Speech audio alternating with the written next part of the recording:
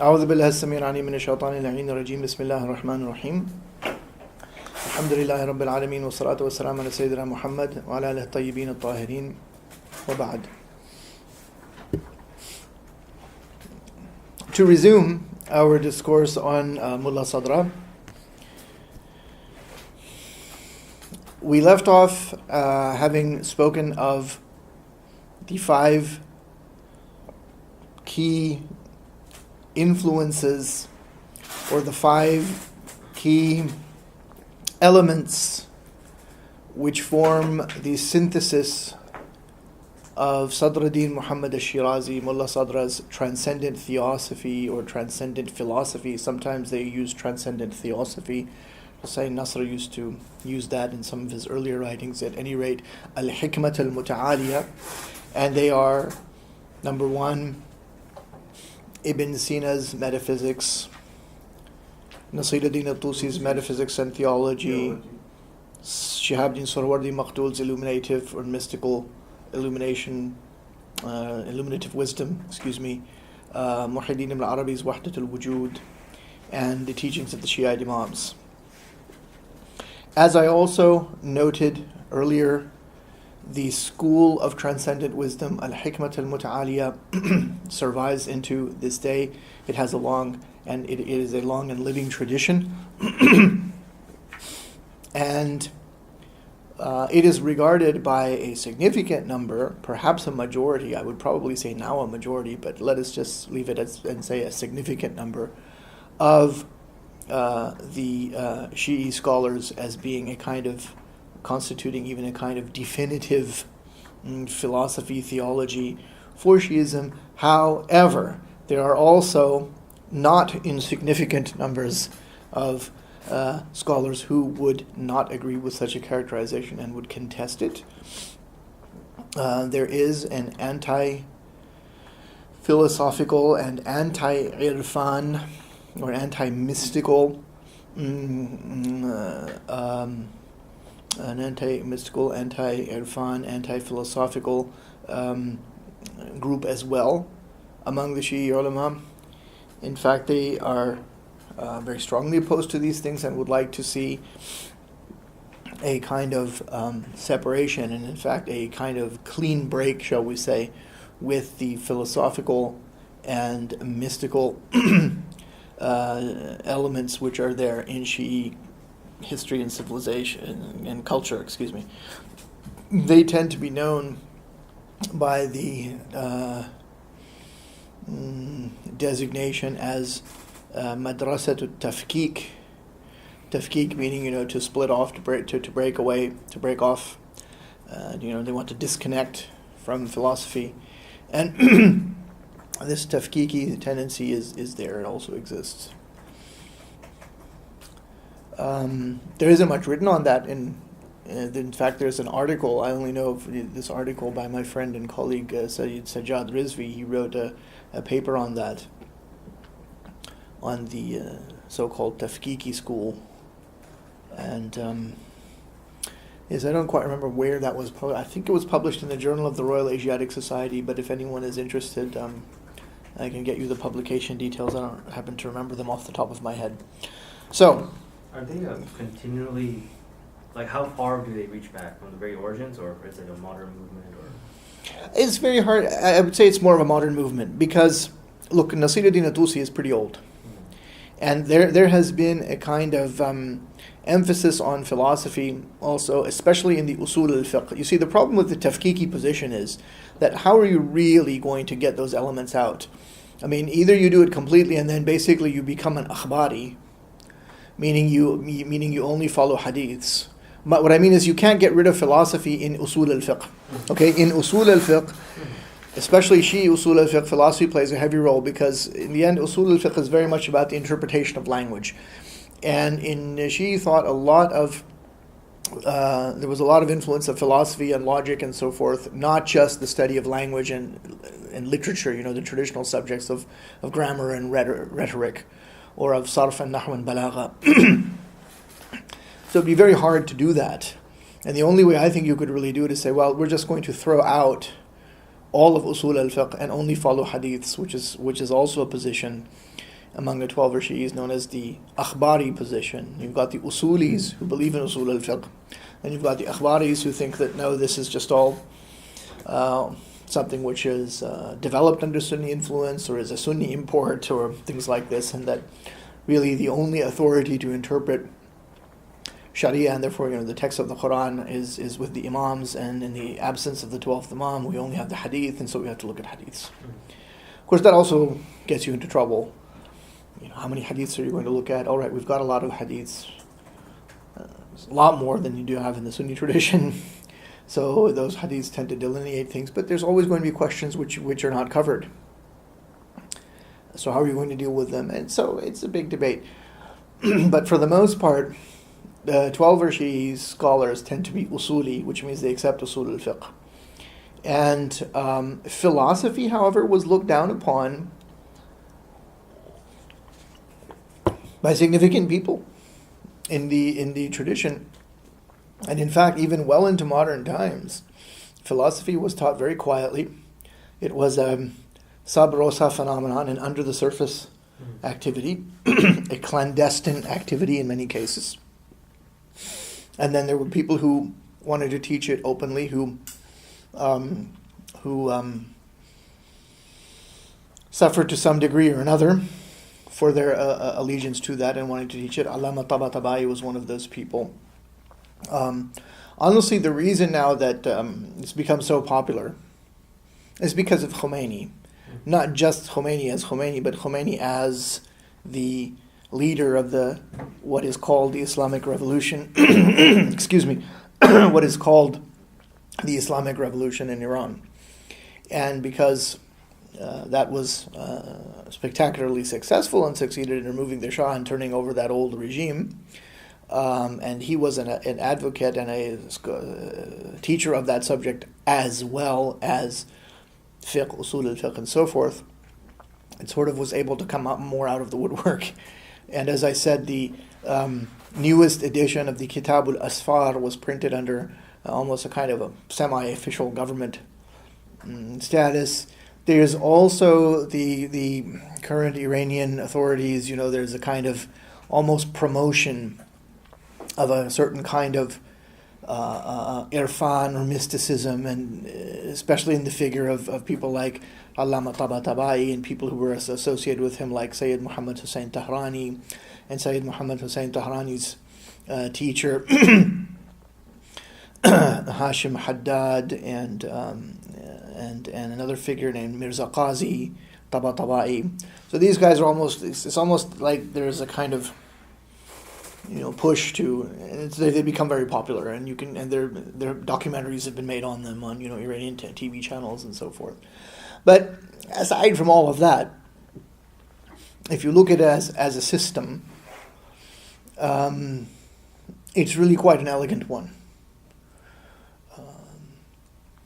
And there is a balance. Mulla Sadra strove for a balance between the element of the Quran or revelation and the element of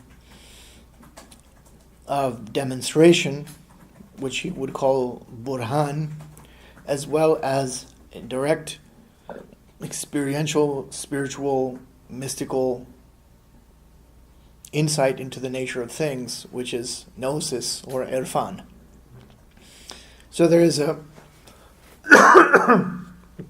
balance there between purely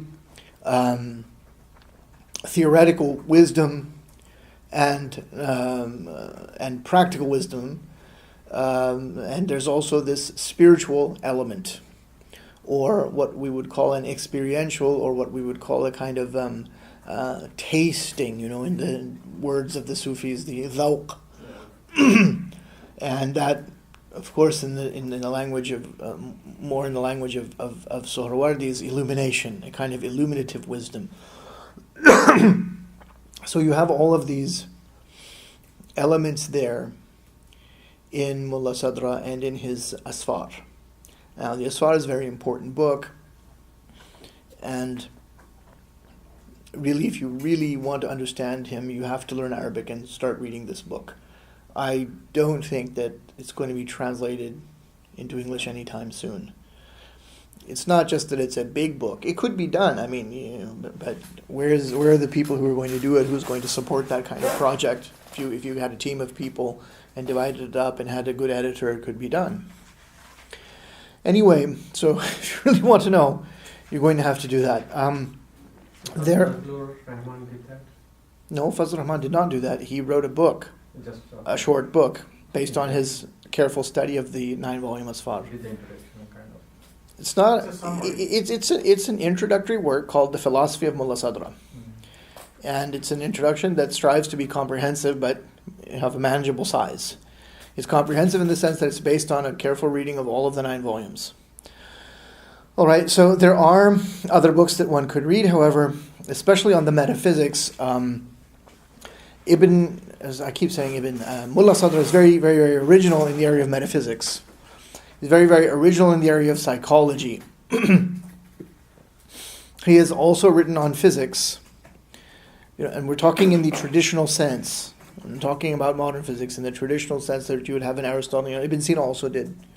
By the way, did I tell you that there is a translation of the physics of Ibn Sina as well? Like there's the metaphysics of the Shifa. The physics of the Shifa is also translated, but it's big. It's in 2 volumes. It's about 1,000 pages.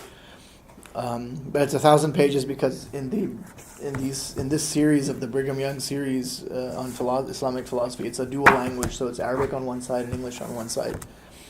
It's like $80, but anyway. So that's what I mean when there's a physics also.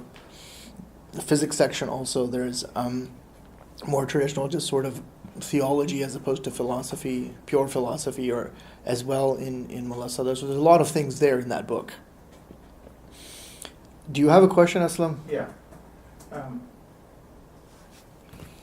My understanding is when we talk about philosophy, generally it's a rational effort to understand, argue, analyze, Yes. and put things in a comprehensive Yeah. manner that makes sense, holistic sense. Yeah.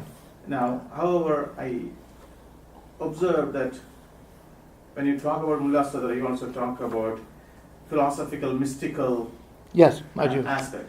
So, on that notion of combining philosophical and mystical notion, first question is, in Shia tradition, was mystical dimension as prevalent as in the Sunni tradition? Because we don't see a lot of figures in the Shia tradition who has either published great works or well known on the mystical or Sufi side. That's the first question. So if you could comment on that. Okay, the first question is there a comparable mystical activity as you find in Sunnism? Because we don't find, in your words, as you put it, such figures or something. Is that what you mean? Yeah, that's right. Well, we actually do find, whether people are aware or not is something which I can't do much about. There is, the Shia tradition I think is very neglected, especially by Sunnis. They're not interested. They don't care. They think it's heterodox.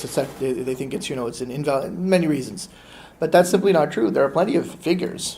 They're just not looked at, and that applies across the board. It's not just in the area of mysticism. Shiism tends to be kind of passed over and looked over for all those various reasons, and it's usually not the other way around. And the Shia are the minority, so maybe they try harder. I don't know to know what the other side says.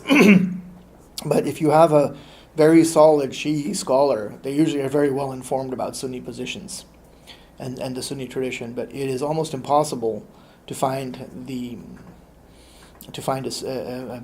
well-educated Sunni scholar who is also well-educated in Shiite tradition. So that's simply not true. But however, that argument is not true when it comes to Usuli approach, Shia Usuli. When Sunnis study that, Sunnis knows about that, right, to some extent. No, they don't. They absolutely do not. I lived in Egypt for many years. You think that those chaps over there at Al-Azhar University... Not at least I have come across Muslim scholars who talk about some of the concepts. You have come across Muslim scholars who have done that? Not in a deep way, at least they are familiar. Okay, name 2. Yeah, I mean Sheikh Khalil knew some of Who's Sheikh Ali? Sheikh Khalil. Sheikh Khalil. Yeah, at least he knows some aspect of Usuli, Shia. So not in a deep way, at least he knows some of the works and what are the major concepts and what some differences. Well, I didn't get to know Sheikh Khalil extremely well, Yeah. but I'll tell you one thing obvious about Sheikh Khalil. He's an American. Yeah. He knows English.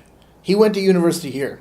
He didn't live in the four walls of madrasa in some godforsaken place in some part of the Muslim world where they have no electricity and they don't have libraries and they've just been going on for centuries and centuries and centuries. And he also reads. So my guess is that he probably found these things out not through his traditional training, but through his own curiosity, and because he knows languages and he wasn't brought up in a kind of closed sort of tradition, because unfortunately that's the situation. It's a very sort of closed situation. And can you name anyone else besides? Can you name someone besides Sheikh Khalil? Can you name someone besides Sheikh Khalil? No. 'Cause I asked you to name two. No. All right. So I don't want to be argumentative, but I'm making a point. Yeah. Who do you name? You name someone very modern, very contemporary. Can you name anybody else besides? Forget about it. I'm saying, my experience, and I am a person who was open. So Yeah. I went on search for myself. Yeah. I got books on Shia Usul work, jurisprudence, and I also got work on some other Shia scholars. At least read their work. That's very commendable. It's very commendable. It's very commendable that you've made this effort. Yeah, Yes. I purchased even a couple of these Shia books. Right. My first point is, even the philosophy side, once I read Sayyid Hussain Nasr's work, of course he gives Yes, a lot yes. of reference to Shia philosophy. He's actually quite good as a popularizer. Yeah. So I got exposed to even on the philosophical side because through Sayyid Hussain Nasr. Mhm, But mhm. regarding Shia spiritual side, only person I came to know is Fadlullah Hayri, because I was looking for introductory work on Sufism many years back, and his book was one of the there, and I bought it and read it. Okay. Well, Aslam, your effort is commendable, but it is extremely circumscribed because you don't know the languages. Correct. If you knew those languages, if you had access to a very good library, you would find that there are quite a few works. There are several figures of this kind. There is another dimension, though, and that is that Isn't there integration though? integration. Yeah, of certain aspects of Sufism. with There, the Sharia. this is exactly what the point I'm coming to. So there are elements which you would say are Sufi in a Sunni context, which are just, shall we say, normal or integrated into the day-to-day life and practice of any normal, of any typical Shi'i Muslim. So things like tawassul, things like ziyarat al-qubur, things like commemoration of what you would have as commemoration of the birthdays and death dates, let's say, of saints, of awliya. In a Sunni Sufi tariqah, you have that among the Shia for the Ahlul Bayt, the commemoration of different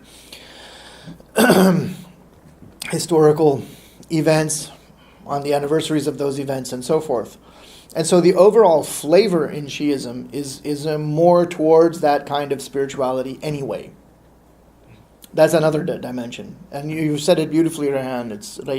It's integrated. There's a kind of integration.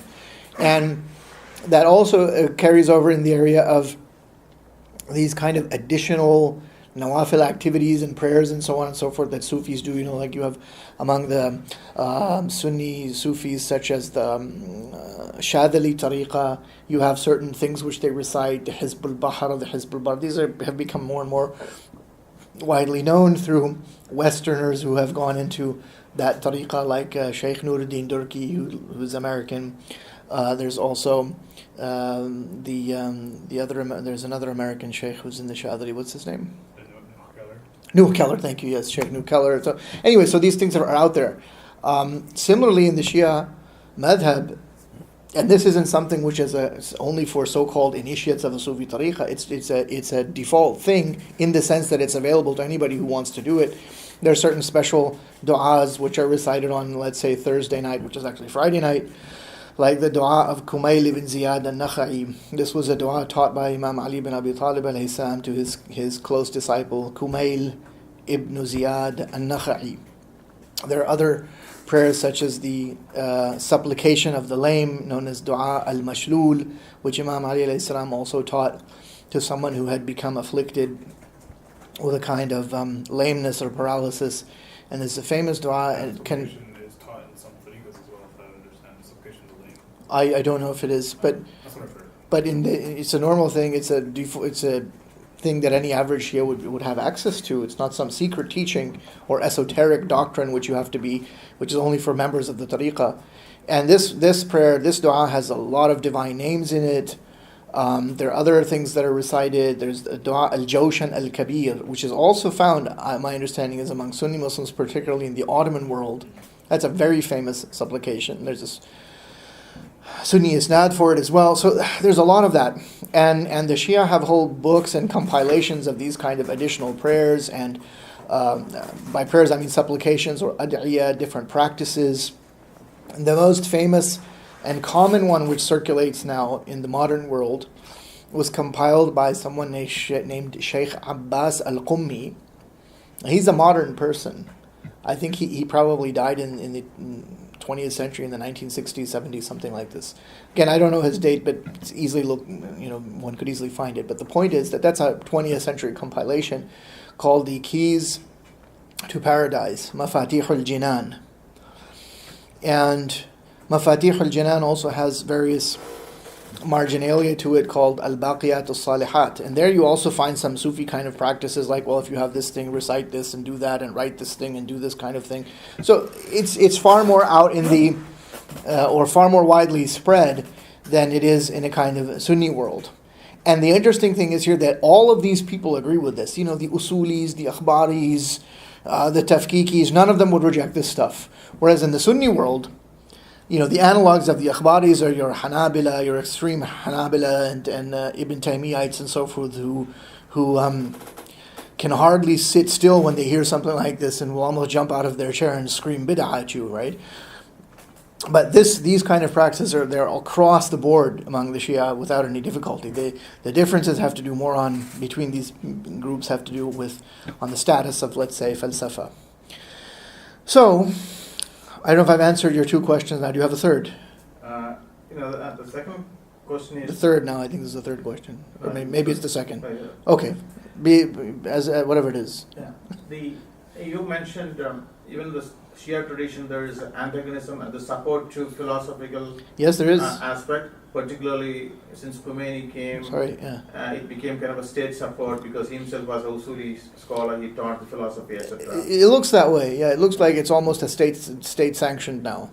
Yeah. So this opposition to philosophy is also there on the Sunni side as well. Kind of, it's not part of our tradition, therefore we can't use it as our approach to scholarship or understanding. Yeah. Now, if that is the case, Yes. are these people who oppose kind of lower level scholars, or are among them some of the really bright ones too, well recognized bright ones? They're well recognized as well. They're well recognized as well, but what can I say to you? Let's see. You probably want specific. No, I don't want. I just want general. That's fine. Specific. I can tell you. So, they have this idea among 12 Rishis, which is very popular. It's almost universal, and that is that the average Shi'i believer should follow a living legal scholar or authority known as a marji' al-taqlid. It's actually marji', but everybody mispronounces it as marja'. But it's marji'. And, so when people study Islamic law traditionally, if they want to arrive at the highest level, they have to get to the point where they can argue for their legal position on any matter. And that's called ijtihad. So, I don't know how many Shia there are in the world. Let's say there's about 1 billion Muslims in the world, and I don't know, let's say maybe 15% of those are Shia, or if you like 10, whatever the percentage is, because people will disagree on that also, right? Whatever. So let's say it's whatever percentage it is, but it's a small fraction compared to 1 billion. But since 1 billion is such a big number, it's going to be in hundreds of millions of people. So among them, there's probably only a few hundred who get to the level of ijtihad. And out of those few hundred, there's probably a few which you can count on your fingers that get to that are at that level and are willing to serve, so to speak, as a guide. What does that mean to serve? That means that they have to make known their rulings on ibadat and muamalat and issue them in some kind of a book. And then people who want to follow that person, they take that book and then they follow that, just like a Sunni Muslim follows Abu Hanifa or what have you. Okay? So, some of the biggest scholars of that, and the two biggest centers of Shi'i learning now, it wasn't always this way, are in the city of Qom in Iran, which people tend to call the holy city of Qom. Obviously it doesn't have the status of Mecca and Medina, but it has a kind of sanctified status in the history of Shi'ism, because even before, it was known from earliest times as a kind of center for the study of Shi'i hadith and so forth. And the sister of the 8th Imam Ali Rida, known as Hazrat Masuma or al-Ma'suma, she is buried there. Anyway, so Qom is a major center, and it had fallen into, kind of decline. It was sort of revived in the 1920s of the 20th century. And then there is Najaf. And then there would have been other more, less... These are less prominent places now, like Jabal Amal in Lebanon. In India, Lucknow, once upon a time, if you were an Indian Shi'i, you didn't have to go abroad to study. You could have studied. It's no longer the case. But these are the main places, Qom and Najaf. So in Najaf, you have some very high authorities. They are the Sayyid Ali Sistani. Yeah. And there's someone named, and they usually go by the term Grand Ayatollah in English, but that just means Ayatollah al-Uzma. And that's a title. The first person who ever bore that title was someone named al-Allam al-Hilli. And then they just started using this, that their erudition is supposed to be so impressive that it's a great sign of God. Right? So there's Ayatollah al-Uzma, as the title would be, or Grand Ayatollah Sayyid al-Sistani. Then there's Bashir Hussain Najafi, who is not a Sayyid. He's not a descendant of the Prophet. And the way among the Shia is that the Sayyids wear black turbans and the non-Sayyids wear white. And a little piece of trivia, if you didn't know that. So Bashir Hussain Najafi is actually Pakistani. Okay? Sistani is actually originally from Iran. And then there's a guy named Ishaq Fayyad, who's Afghani. And these are the three sort of big people. And Ishaq Fayyad, his video is there. You can actually listen to it. Is where he denounces the Sufism. He denounces Ibn Arabi and so on and so forth. So that's an example of a modern day scholar. So these things are out there, but another famous person who's against philosophy is a whole sort of dynasty of religious scholars among the Shias. They're known as the Shirazis. So they've traditionally opposed to these things. But anyhow. So, can we get back to Mulla Sadra? Yes. Did I answer your question? Thank you. Yeah. So, Mulla Sadra, of course, is not opposed to philosophy. And there is a book which is a very readable kind of summary of a lot of the positions of the school of al-Hikmat al-Muta'aliyah. And it's called Universal Science, so I'm making a kind of commercial for this book now. It was called, in Persian, its title is Ilm Kulli, and it was written by an important figure, and he's interesting in his own right, named Mahdi Ha'iri Yazdi. Mahdi Ha'iri Yazdi. And he had the singular distinction of being an Islamic scholar who was trained in the full range of traditional Islamic learning in the Shi'i madrasas, the Shiite seminaries, and then he came to the West and started his education again from zero and got a BA and an MA and then a PhD in philosophy. And he wrote a very important book, which was not really noticed much, on epistemology, and it's in English. And if you're interested in philosophy, that's an important book to read, called what was it called? The original title was Knowledge by Presence. But then when it was published through State University of New York Press, I think they called it Principles of Islamic Epistemology, I think. I think it's or Principles of... Yeah, it's not a very good title. But anyway, in the second edition. But this is the book that he wrote as a textbook to philosophy before he came to the United States in the 1950s. And there was a Western scholar named John Yahya Cooper, who later went, he actually studied in Iran, and he studied in the traditional seminaries there, and then he came back to the West and he was teaching. And then he died at a very young age. He had some kind of an accident or a heart attack or something, and he died. And he had translated this book, and it was published recently after his death. And there is a whole, the whole thing was edited, the translation from the Persian that Cooper did, and an introduction was written to it. And so this is a very good introduction if you want to get it. It's published by the, it's in the Modern Shia Library, Volume 2. It's a series published by Brill, jointly by Brill and the Shia Institute. So this summarizes Mulla Sadra's ideas? No. It's a concise, authoritative outline of the fundamental discussions in Islamic metaphysics, and it is a very accessible text which gives you an introduction to the system of Mulla Sadra, but also has insights on, the Ishraq and so forth. So when it says Islamic philosophy, an introduction to Islamic metaphysics, it really means Mulla Sadra's metaphysics, or the Transcendent Wisdom School, al-Hikmat al-Muta'aliyah.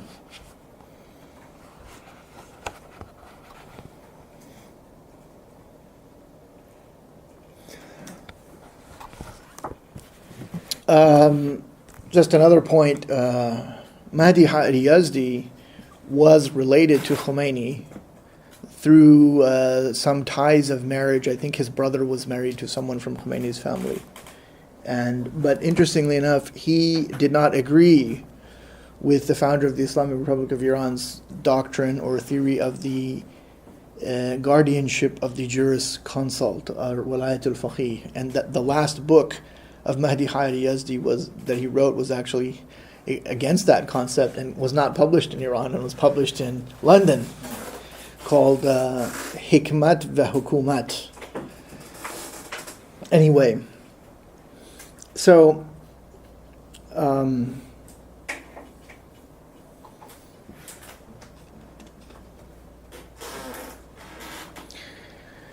so if we look at Mulla Sadra and his tradition in Islamic philosophy, we have to understand that Islamic philosophy has always been conceived of in the sense of metaphysica generalis, or theology in the most general sense, or al-ilahiyat bil-ma'na al-a'am, as well as al-falsafat al-ula, first philosophy. And of course we have seen already Ibn Sina and so on and so forth, and the various influences on Mulla Sadra. But Mulla Sadra, as I have said many times before, he is a synthesizer. He synthesizes. So it's not just that he has a tremendous intrinsic originality, but his greatness also lies in the breadth of his synthesizing vision. And in fact, it is no exaggeration to say that nothing like the system of Mulla Sadra had existed before. Mulla Sadra's synthesis, however, as I have also already noted, was not based purely on conceptual elaborations and merely discursive procedures, but was also the expression of a direct witnessing, or mushahada, an unveiling, a kashf of reality attained through a comprehensive ascesis or tajreed. Now, I have often observed in this class also that the lifeblood of philosophy lies not so much in its answers but in its questions, and the fundamental question which confronted Mulla Sadra was the question of being or existence, al-wujud. What does it mean to say that something is, or that it exists? Is it possible to define existence? Is the notion of existence simply a mental construct, or does it refer to something real in the physical world?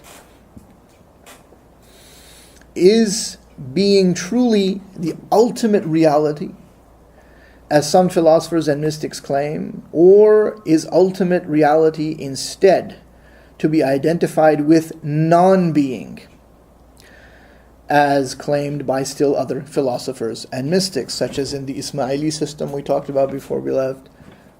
It would seem that would be the idea with Lao Tzu, Taoism. We have a very peculiar understanding also among Buddhist thinkers and philosophers. So if so, how can non-existence, if that's true, be the ultimate ground of all that exists? So these are the kind of epical questions, and they're all of an exceedingly ancient pedigree. And it is in these fundamental areas that Mulla Sadra interrogated the meaningfulness and validity of the metaphysical systems which preceded him and inaugurated a new beginning. So we were left with the distinction between quiddity and existence bequeathed to posterity by Aristotle. And I said that I don't think that Aristotle completely succeeded in creating a pure science of wujud min haythu huwa al-wujud, or being qua being, existence as existence. I think that instead what he offered us was more a philosophy of existing things, or mawjudat, what he called substance, also translated into English as essence, and of course we have the Greek ousia in mind.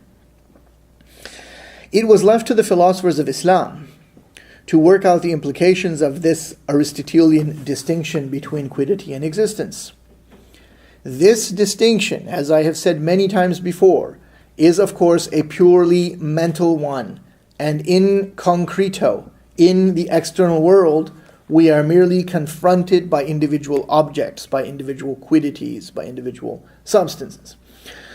The question subsequently arose as to which of the two was more fundamental or primary in the external world. That is to say, was it quiddity that was fundamentally real, with existence being a mere mental abstraction, what's called in Arabic amrun i'tibariyun intiza'iyun, or was it rather the reverse of this thesis, namely that being, wujud, was fundamentally real in the external world, with quiddity having only a mentally posited reality?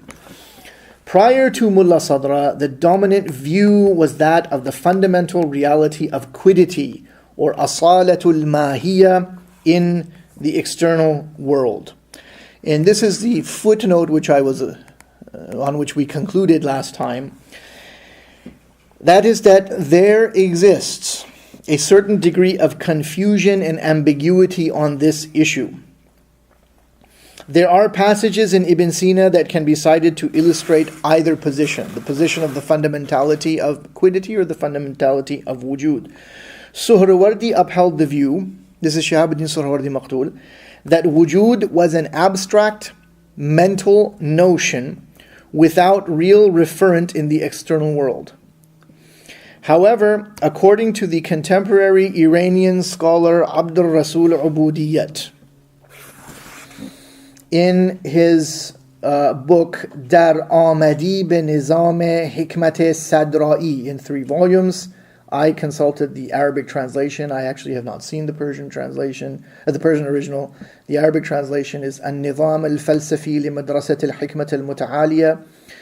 3 volumes translated by Ali al-Musawi, published in Beirut in 2010. According to Abdul Rasul Ubudiyat, it seems that the first person to deal explicitly with the question of which of these two alternatives, that is to say, the primacy of quiddity or the primacy of wujud in the external world, was Mulla Sadra's teacher, Sayyid Burhanuddin Muhammad Baqir ibn Shamsuddin, known as Mir Damad.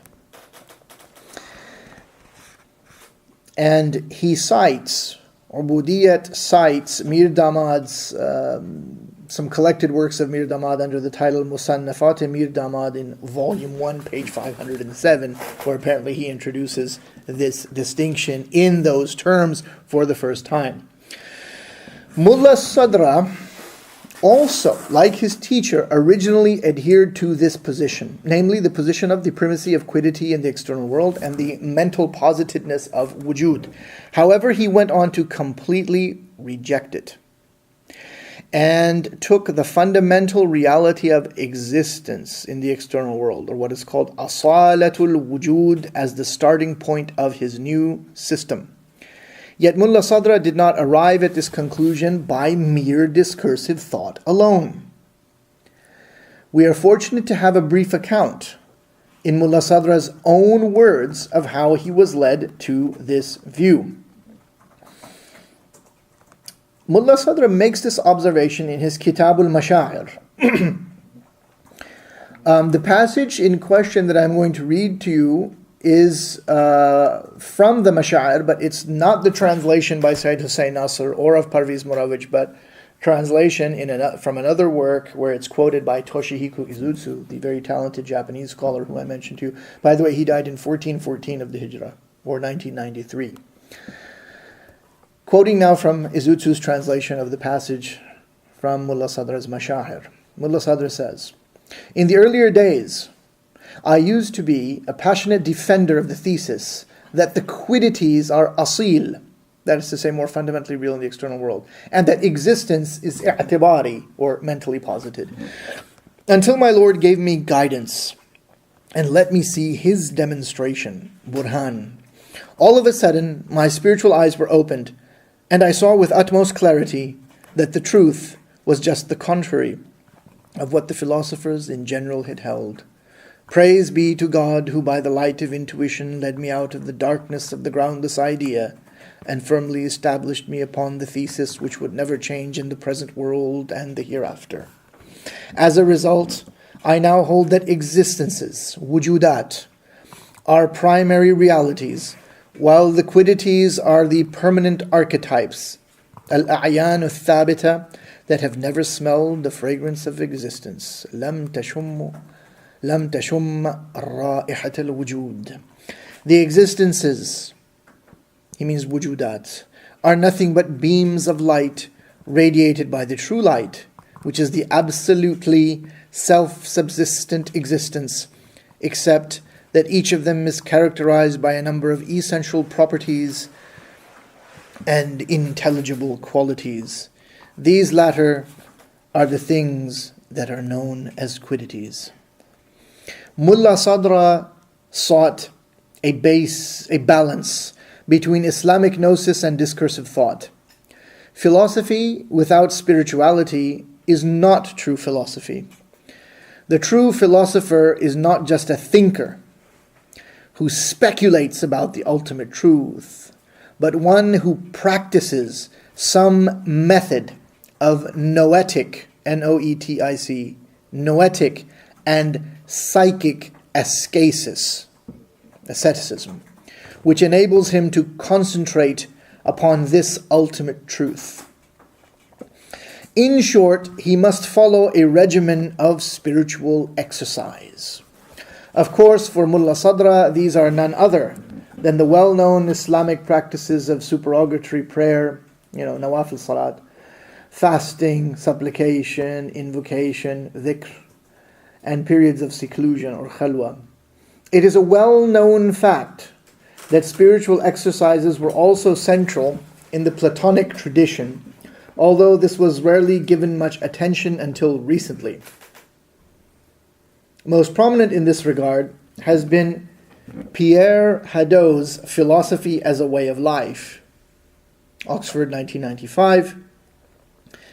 And there is also a paper which was written under the influence of Pierre Hadot by Sajjad Rizvi, my friend and colleague, entitled Philosophy as a Way of Life in the World of Islam, applying Hadot to the study of Mulla Sadra Shirazi in the Bulletin of the School of Oriental and African Studies, published 2012. Thus, for Mulla Sadra, true philosophy is lived wisdom, with its roots in a spiritual way of life. In terms of his ontology, this is seen in his observation that the human being, qua human being, has an innate understanding of the deep meaning of existence, wujud, insofar as we all understand what the meaning of is. Yet, here we are confronted with a profound paradox. Despite this universal intuition, basic to our humanity of what is meant by existence, no definition of being is possible, since it is the basis of all conceptual elaborations. Thus, all attempts to define it or describe it must fail. Moreover, despite this basic, preconceptual, even pre-linguistic intuition of what being is, such an intuition can never constitute a pristine cognition of its true nature. Mulla Sadra writes in his book of the Origin and the Return, Kitab al-Mabda' wal-Ma'ad, in the edition of Sayyid Jalaluddin Ashtiani, published Qum 1422, Discourse 1, page 107. This is my translation. The ipseity, I-P-S-E-I-T-Y, the ipseity of being is the clearest of things in its immediacy and unhiddenness, whereas its true reality is the most hidden of things conceptually and in terms of getting to its very core. While its notion is the least of things in need of definition due to its apparentness and obviousness, in addition to its being the most general of things due to its comprehensiveness. However, its thatness is the most specific of specificities in entification and individuation. For it is by none other than it that every individuated thing is individuated, and every completed thing is completed, and every entified and particularized thing is entified. And it is individuating in itself and entifying in itself, as you shall come to know. End of quote. Mulla Hadi Sabzawari, a much later representative of the school of Mulla Sadra, eloquently encapsulates this insight in a few short verses from his metaphysical poem embedded in his Sharh Ghurar al-Fara'id, the commentary on the glittering gems, which is an epitome of the doctrines of the founder, namely Mulla Sadra. He says, مُعَرِّفُ الْوُجُودِ شَرْحُ الْإِسْمِ ليس بالحد ولا بالرسم مفهومه من أعرف الأشياء وكنهه في غاية الخفاء. All defining terms of being are but explanations of the name. They can neither be a definition nor description. Definition, description, of course, in the Aristotelian sense of logic. Its notion is among the most well-known of things, yet its true reality lies in the extremity of hiddenness. Mulla Sadra's magnum opus is his Kitab al-asfar, the book of the four journeys, in which he sets out his system in great detail. Both modern editions of this work, as I've said before, run to 9 volumes. Just by way of reference, Mahdi Hari Yazdi's work Ilm Kulli is loosely modeled on Sabzawari's Sharh Ghurar al-Fara'id, the glittering gems which we just quoted from, and like this work is ultimately rooted in the doctrines elaborated in detail in the Kitab al-Asfar. Mulla Sadra, in setting this title, appropriated the notion of spiritual wayfaring or suluk, journeying, safar, as a symbolic framework in which to cast his system. These 4 journeys are identified with different areas of philosophy, which Mulla Sadra uses interchangeably with the Quranic term for wisdom, hikmah. If we truly want to understand this, then we must examine more closely what these journeys mean. The notion of a journey or safar is an apt symbol for the spiritual path and has a long and venerable history in the spiritual heritage of the world. To undertake even a profane journey is to be changed, for one never returns as the same person who left. Think about this. If you go on the pilgrimage to Mecca, inshallah, you should be changed by it. whether for better or for worse. So to journey is to undergo a transformation. Indeed, even in the pre-Islamic Jahili culture, we see the transformative power of the journey undertaken by the poet in the Rahil sections of the 7 famous odes, the 7 suspended odes, al-Mu'allaqat al-Sab'a. Islam's 5th pillar also, as I have already said, is a spiritual journey, the pilgrimage, the Hajj to Mecca. So it is not at all surprising that Mulla Sadra should employ the journey as the symbolic principle of organization of his asfar. He is certainly not the first person in Islamic history to take recourse to such symbolism. It would be very difficult, and it is certainly beyond my abilities, to determine who first exactly employed such an image. However, the main figures of Irfan prior to Mulla Sadra did employ this image. And these main figures are, first of all, Ahmad ibn Muhammad al-Ghazali. He is the brother of the famous scholar, author of the Ihya Ulumuddin. Ahmad ibn Muhammad al-Ghazali died in the year 520 of the Hijrah, or 1126 CE. He authored a work known as the Risalat al-Tayr, which was later elaborated upon in poetic Persian by Fariduddin Muhammad ibn Ibrahim al-Attar in his book Mantiq al-Tayr. Fariduddin Attar died 586 or 1190. In which, so in the Mantiq al-Tayr, Fariduddin Attar's Mantiq al-Tayr, a group of birds set out on a journey in search of the mythical bird known as the Simurgh,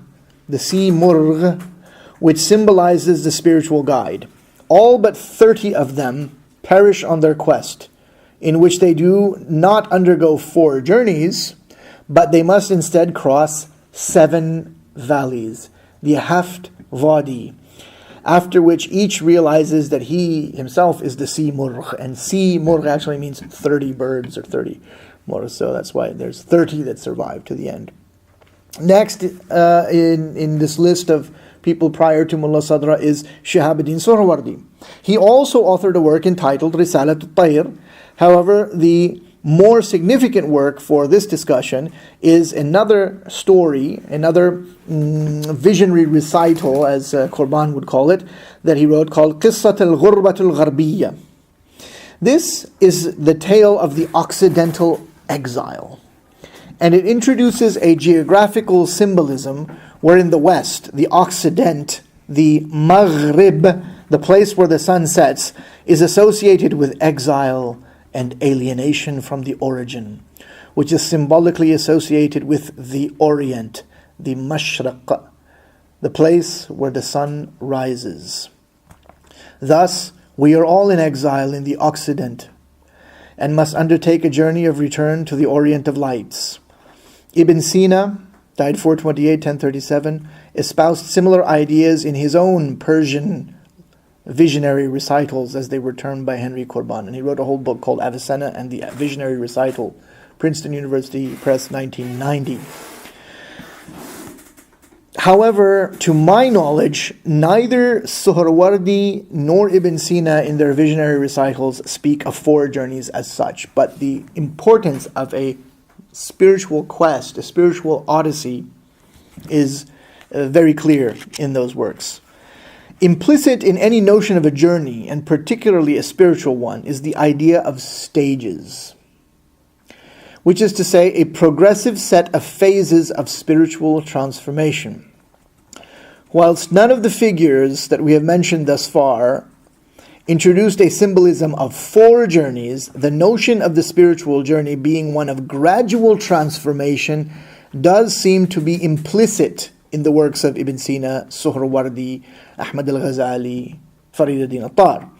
A very early Sufi figure known as Khaja Abdullah Ansari, Khaja Abdullah Ansari, authored an influential work on the spiritual path entitled Manazil al-Sa'irin, the way stations of the spiritual wayfarers. which sets out numerous stages of the spiritual path, but it does not speak of 4 journeys. There is another work by Khaja Abdullah Ansari, which I have not seen. Well, actually, I've seen it, but I was not able to get a copy of it and read it. I had heard of this work, I had not seen it, then I came across a copy of it in the summer of 2014 in the Istak Library in Malaysia, but I was not able to make a copy. It is entitled Sad Maidan. Sad Maidan in Persian, which means the 100 fields, but a Maidan actually is a circular area on earth where a wrestling match takes place. And apparently in this he takes that notion of a wrestling match, traditional sort of, I suppose in America now it's called Greco-Roman wrestling, but pancration, some sort of grappling, something like jiu-jitsu, maybe something like the sumo wrestling of the traditional Japanese. But you understand that it is a very serious, demanding physical combat. And so for Khaja Abdullah Ansari, there was this idea that there are 100 stages of the spiritual path which are like a wrestling ring. And you must pass through 100 wrestling rings and emerge victorious from each. So this idea of progressive transformation in 100 stages is also there in Khaja Abdullah Ansari, but since I have not had a chance to read the book, I could not cite from it in this text. But I'm mentioning it just as an aside. Yes, Aslam, you have a question. Yes, Khaja Abdullah Ansari in the current, geographically from the current Afghanistan region, right? Yes, that's in Herat or Herat. It's Herat is it's probably it's a few hours drive from Mashhad in Iran. I mean, it's a very Persian speaking part of Afghanistan. Yes. And what is the time period he lived? Khaja Abdullah Ansari, do I have a date for him? He died in 481, so he's around the time of Ibn Sina. It's a long time ago. That's 481, Hijrah is 1089 of and he's a Hanbali. Paradoxically, he's a Hanbali by madhab, yes. It's a great paradox, yes. Yeah, well, So there's a series of books which was translated in the 1980s, 70s, 80s, called the Classics of Western Spirituality, published by a Catholic publishing house called Paulist Press. And some Islamic classics of Islamic spirituality were also translated in that series, including the Fusus al-Hikam of Ibn Arabi, translated by Austin. And then there was the Hikam of Ibn Ata'illah al-Iskandari, translated by Victor Danner. And in the same volume, there was the Munajat Khaja Abdullah Ansari, which are in Persian, the whispered prayers of Khaja Abdullah Ansari, translated by... was it Anna Marie Schimmel, or did she only write the introduction? Anyway, the book is still out there, and occasionally you may even come across it in half-price books. Fakhruddin Iraqi is by Chittick, yeah. Chittick translation.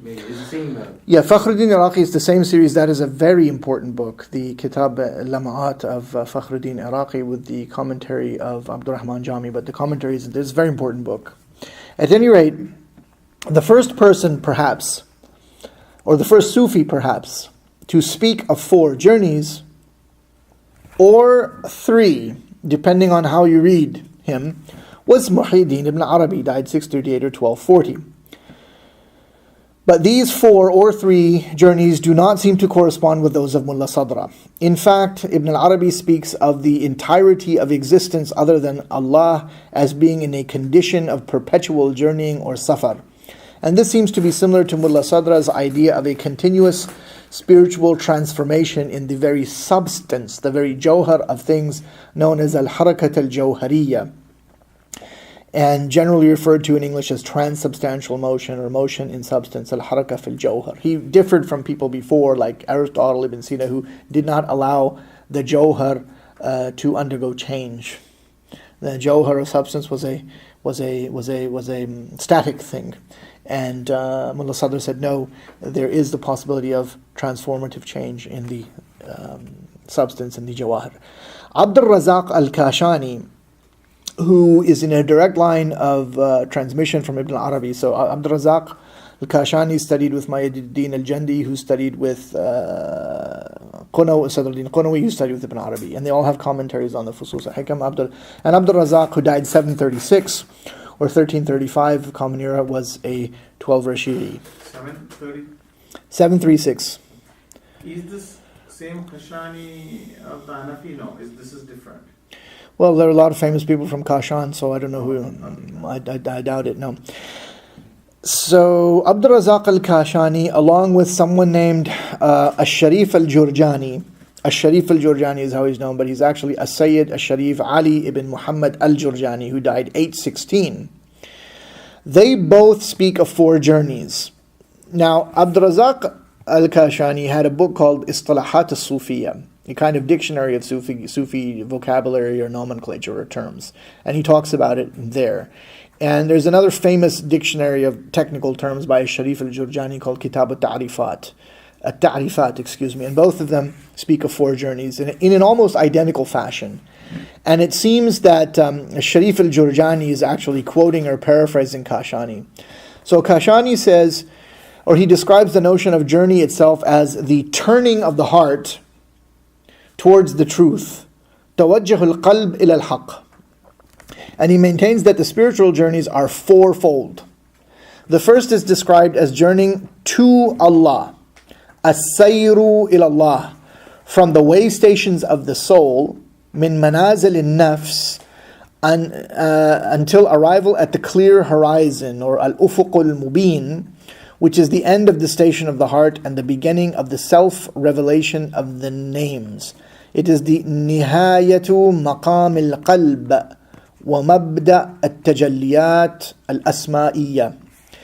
That's the first journey. The second journey is in Allah, so to speak, as-sayr fillahi, which is to say it consists of acquiring His attributes, sifat, and becoming established in His names until arrival at the highest horizon, al-ufuq al-a'la, which is the end of the station of the presence of oneness, hadratul wahidiyya. The third is rising to the source of gatheredness, or aynul jam'a, which is a state of non-duality, and is the presence of singularity, hadratul ahadiyya, which is the station of 2 bows lengths, qaba qawsayn or adna. If one rises further to the level of aw adna, or less than 2 bow lengths, then this is the end of sanctity, nihayatul wilaya. The fourth and final journey is the journey by Allah together with Allah for completion. Billahi indallahi lit-takmil, which is the station of subsistence after annihilation, al-baqa ba'd al-fana, and discernment after unification, al-farq ba'd al-jam'a. Both Abdul Razak al-Kashani and Sharif al-Jurjani speak the language of the Sufis, presumably based on their lived experience. The third one is rising to the source of gatheredness, or aynul jam'a, which is the state of non-duality. It is the presence of singularity, hadratul ahadiyya, which is the station of 2 bows lengths, qaba qawsayn. Yes, it's a state of non-duality, but the other title you gave is rising to the state of gatheredness, to the source of gatheredness, aynul jam'a.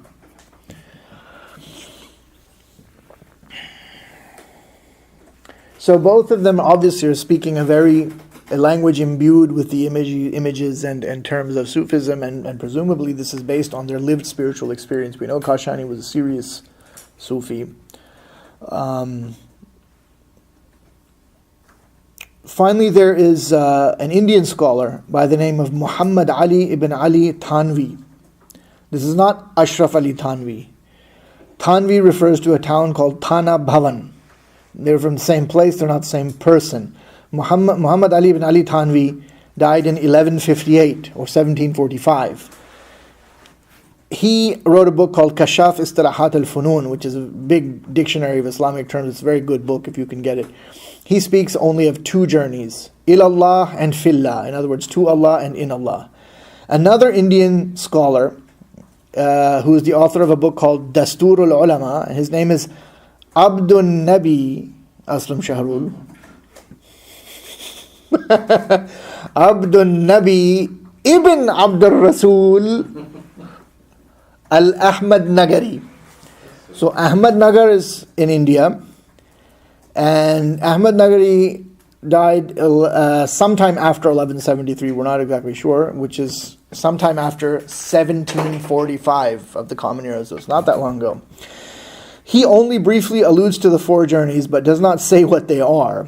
He simply says, and I quote, "The journeys according to them," the Sufis, them being the Sufis, "are four in number, as is set out in detail in the well-known works of spiritual wayfaring." So he seems to think that, this is pretty well known. I don't have time to define it in my dictionary. Go and read it elsewhere. So, having done all of this, we see that although there are certain points of convergence, none of the examples which we have enumerated matches exactly with Mulla Sadra's notion, which is very specific. This is my translation from the beginning of the Asfar. There are the two famous 9-volume editions, but then there's another edition also. But it's not complete. It's an edition by Ayatollah Hassan Zade Amuli, who is a contemporary scholar in Iran. He's about 100 plus years old, and he's easily the most eminent scholar in the entire world of Islam, in my view. But anyway, Mulla Sadra says, "Know that the wayfarers among the sages and sanctified ones undergo four journeys. Know that the wayfarers, as-sullak, from among the sages, al-urafa, and sanctified ones, awliya, undergo four journeys. Number one, the first of these is the journey from the creatures to the truth, min al-khalq ila al-haq." So this is according to Mulla Sadra. It's a direct quote from the Asfar. Okay. Number two, the second of these is the journey by the truth, in the truth, bil haqq fil haqq. In the truth. Number three, the third journey parallels the first, for it is from the truth back to the creatures by the truth. Min al-haq ila al-khalq bil-haq. The fourth, in a way, parallels the second, for it is by the truth in the creatures, bil-haq fil-khalq. Thus, I have arranged this book of mine in the form of four journeys to conform to their movements among the lights and shadows. What's the difference between the third and fourth? The third and fourth. The question is, what is the difference between the third and fourth? The third is min al-haq From the truth.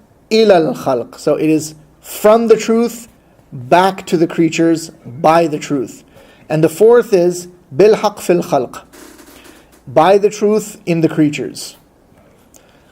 So in the fourth journey, the sage really comes back and has to live among all these rotten people, for the most part, and sort of put up with them and guide them and, and do all these things. That's essentially what it comes down to. He has to live among the misguided people, because the majority of the people will always be misguided. I mean, that's sort of the idea. The fourth, in a way, parallels the second, for it is by the truth in the creatures, bil haqqi fil khalqa. So the first one is from the creator to the truth, right?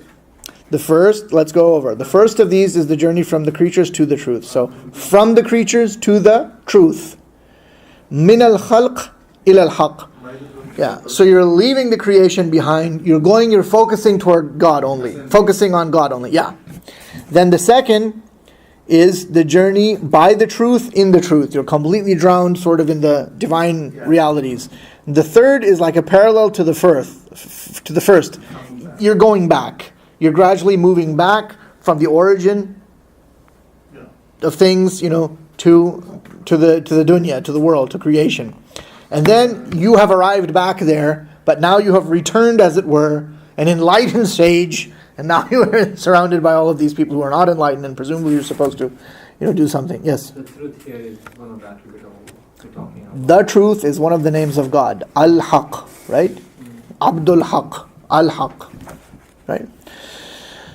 So he says then, thus I have arranged this book of mine in the form of 4 journeys, to conform to their movements among the lights and shadows, naming it the Transcendent Wisdom regarding the questions of lordship, or the Transcendent Wisdom regarding the journeys of the intellect.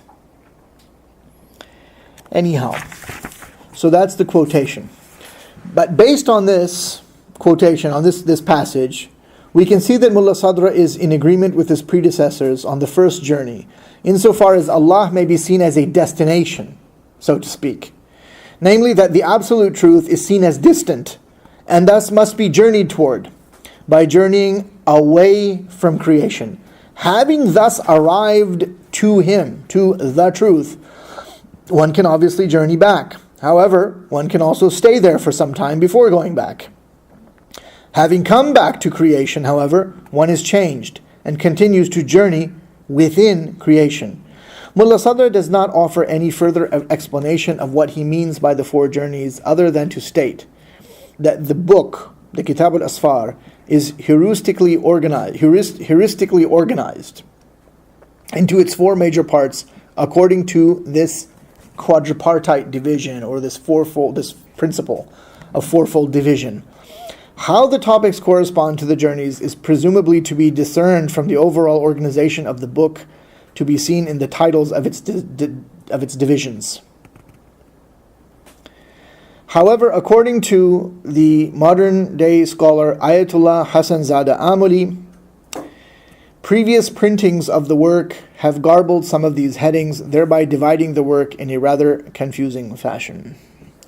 At any rate, we must make the best of the situation and try to discern what is involved in these journeys by analyzing the published editions that are available to us. Such an analysis leads us to examine certain correspondences. The first journey is concerned mostly with metaphysics, with first philosophy, with theology in its most general sense, or metaphysica generalis. Metaphysica generalis. Al-ilahiyat bil-ma'na al-a'am in Arabic. The second journey is concerned with physics, as it is in the book, as it is in the asfar. If you look at the title, it's the title headings under as-safar al-thani, the second safar, this is what you conclude. The third journey is concerned with theology, or metaphysica specialis, al-ilahiyat bil-ma'na al-akhas. And the fourth and final journey is concerned with psychology, or ilm al-nafs, the science of the soul. The third one is concerned with? Just theology as such. Theology, and then, According to this schema then, the 4 journeys are a kind of gradual absorption of these deep truths of philosophy. And they presumably correspond to certain spiritual states. This is at least what we can conclude on the basis of the text and so forth, what we have before us. Now, Mulla Sadra's characterization of these 4 journeys obviously differs from those of his predecessors. Kashani and Jurjani, mind you, speak only in Sufi terms. There's nothing here about theology and physics and metaphysics and psychology, etc.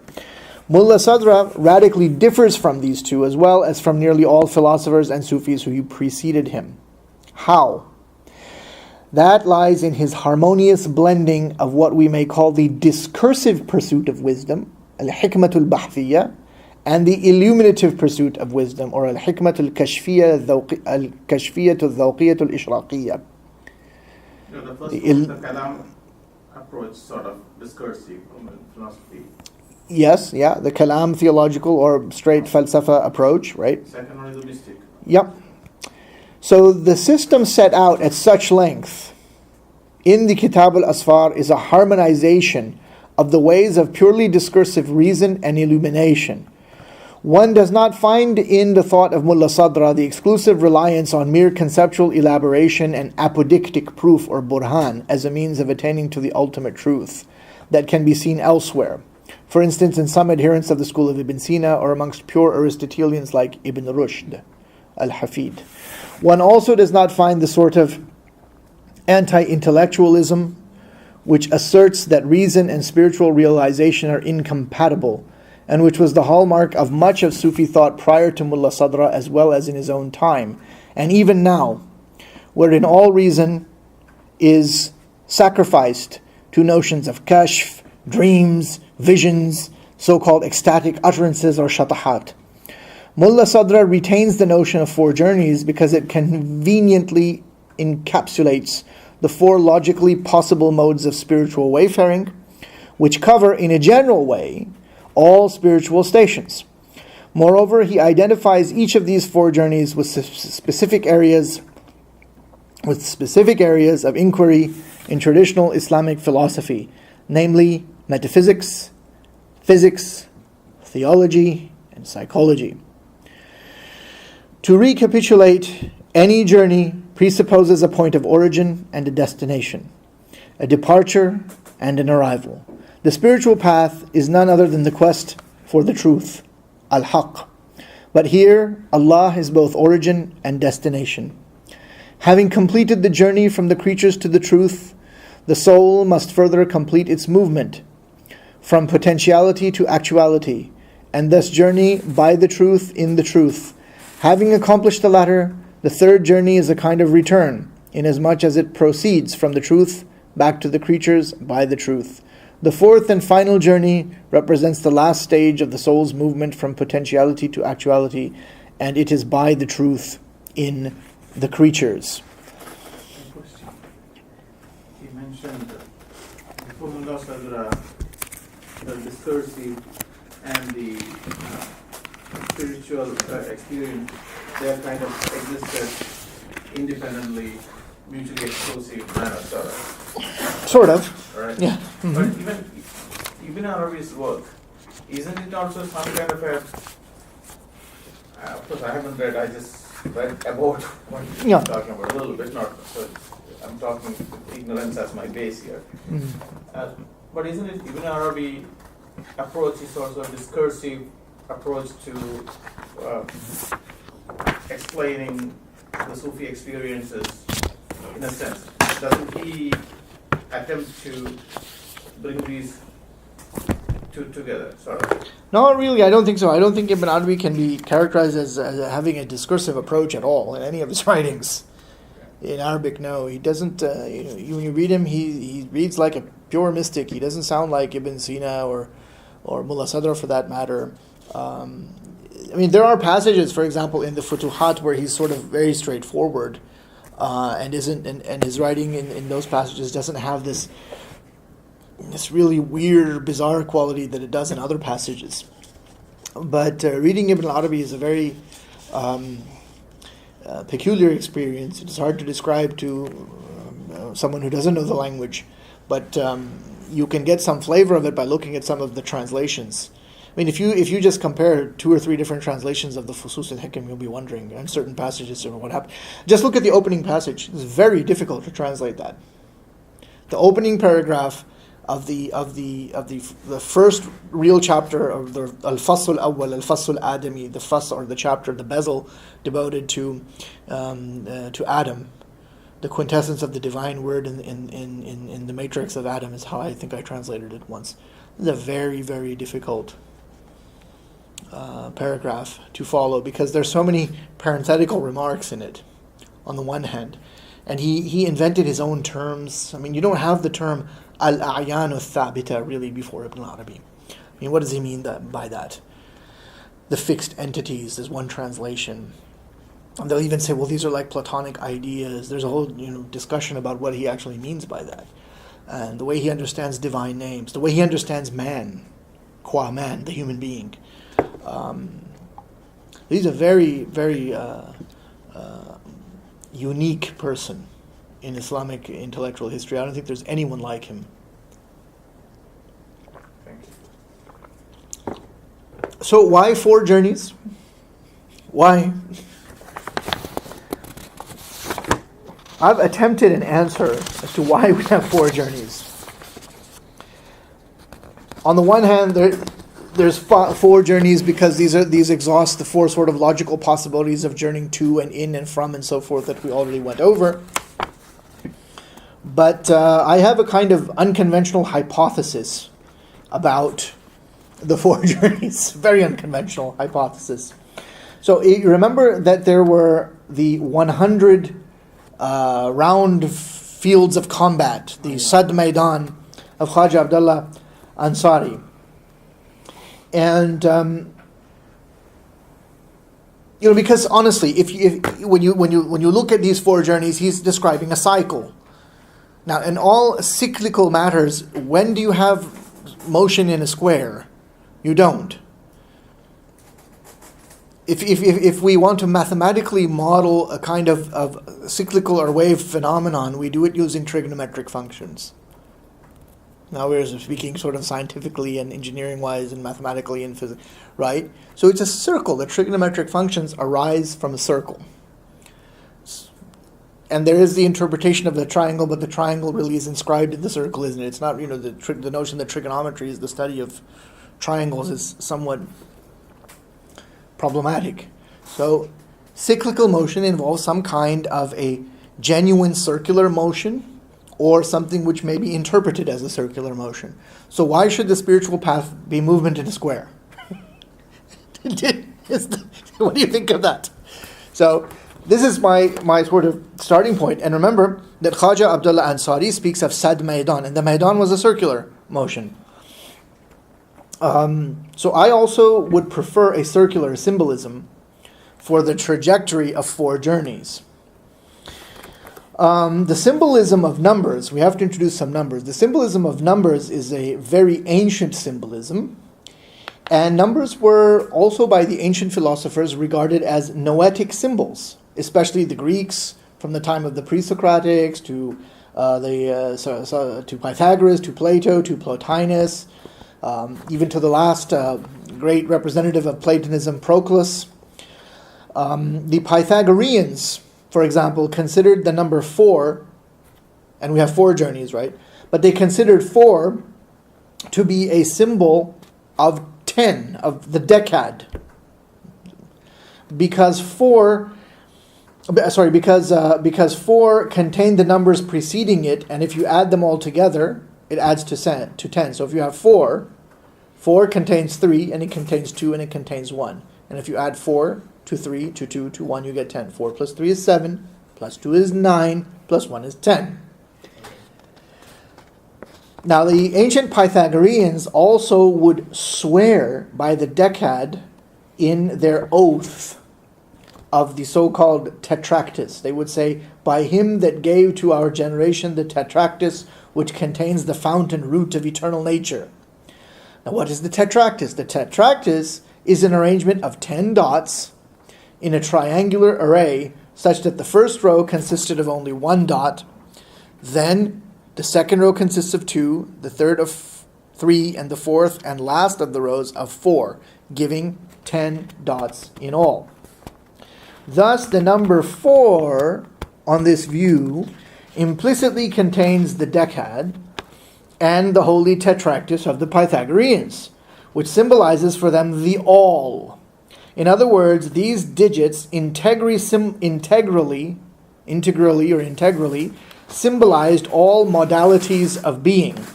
And since 10 could be generated from 4, 4 is very special indeed. Moreover, the ancients also gave great importance to various collections of 4 or quaternaries. Thus, Empedocles, who spoke of, and those who came after him also, they spoke of the 4 elements, which in Arabic are known as al-ustuqusat, as being 4: fire, earth, air, water.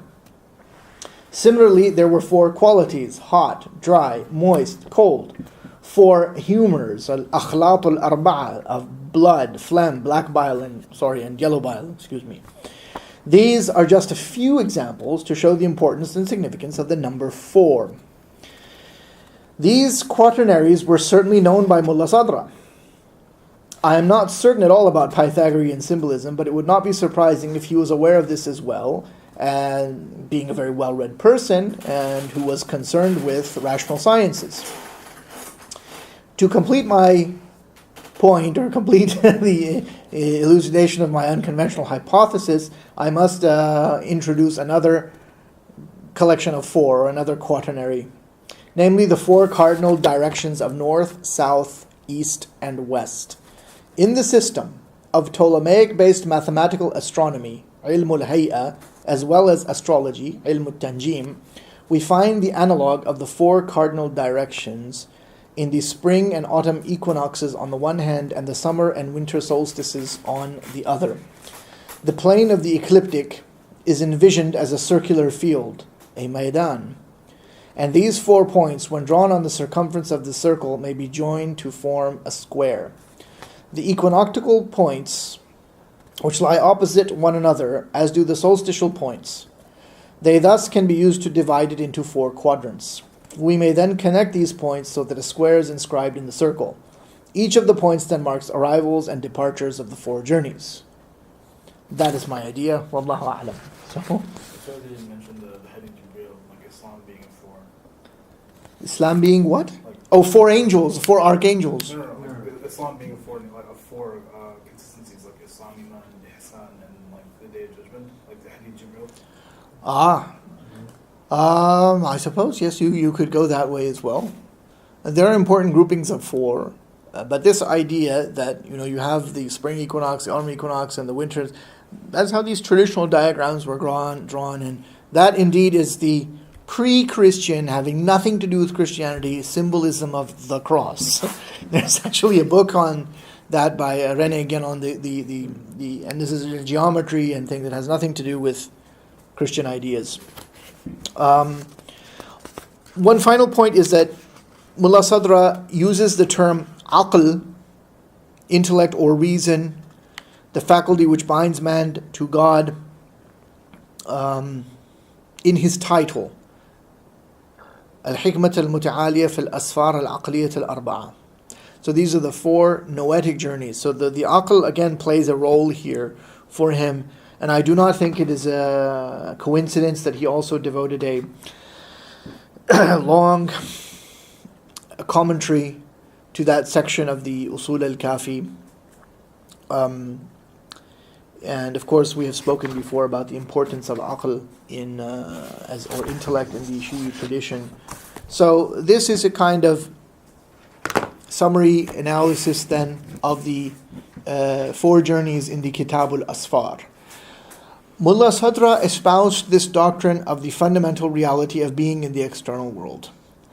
And he makes it very clear in the passages which we mentioned that he arrived at this through a kind of one-pointed, pristine cognition of the instantaneous disposition of reality. So it wasn't something he arrived at by a merely discursive route. However, having had and undergone this experience, having had this deep and profound mystical insight into the true nature of the realities of things, haqa'iq al-ashya, he maintains that it is possible to argue for the position of asalatul wujud rationally. And he presents a number of rational arguments and evidences and proofs for this. I was going to ask that question. Yes. Because And so that is a major portion of those sections of the Kitab al-Asfar and other books, and books which were written in that tradition. What are those rational demonstrations? Then what are the refutations then, on the basis of logical argument, of the other position, of quiddity?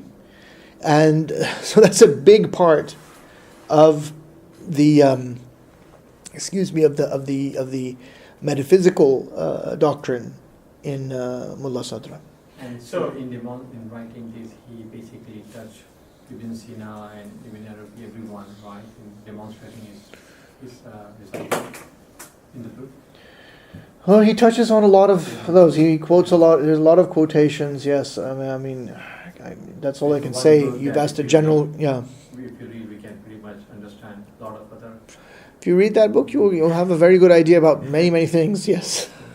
So, Mulla Sadra primarily arrives at its conclusion through mystical experience, then he goes about explaining why that is being so. Yeah, he says, though, that you don't necessarily have to have this mystical experience. But it's best if you really want to understand it, you have to. But if you have someone who hasn't had it, and the person who had it doesn't really need the proof, it can help the person a little bit, understand maybe what happened to them. But let's say you have someone who has it, and you want to just convince them, you can convince them. In other words, and this is a key point. This is a key point. The system really is independent of that experience, in the sense that it can actually be explained to someone who hasn't undergone it. Right? Just as, I mean, you can explain lots of things which to a person who has not undergone a particular experience, but then you can argue with them, you can make a case for the truth of what you speak of, and the person could be convinced. That's all. Taking this back to the Greek ideas. The Greek ideas. Yeah, basically, Plato took the position of Maya as the primary reality. Did he? Huh? Did he? I thought that's the conclusion I thought, because he took this universal ideas of beauty and etc. That's the real reality, and the other thing really instantiates those reality. Perhaps he did. I'm sure you could argue that. The problem is, like I said before, that the terms of the debate weren't set that way until Mir Damad, it would seem. And so we have to be a bit careful when we try and say that, well, Plato espoused this view or that view. He probably didn't think in those terms. We can argue, obviously, Plato is not available for us to interrogate him, but we can interrogate whatever texts are here. And we can argue and we can say, well, this view is implicit there, or this passage seems to support that. And I'm willing to accept that. Okay. Yeah. I'm just trying to see whether all these classes you taught, I'm trying to see the conclusive ideas right flows. In the case of Aristotle, there's a tension, right?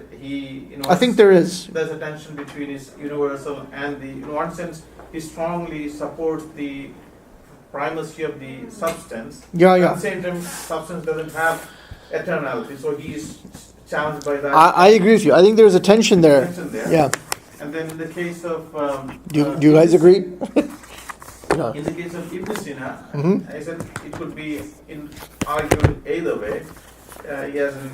There are passages, yeah. And then Mir Damad explicitly took the position of quiddity as the primary reality. And then Mulla Sadra take the substance as the primary reality, or wujud as a primary reality. Yeah. Yes.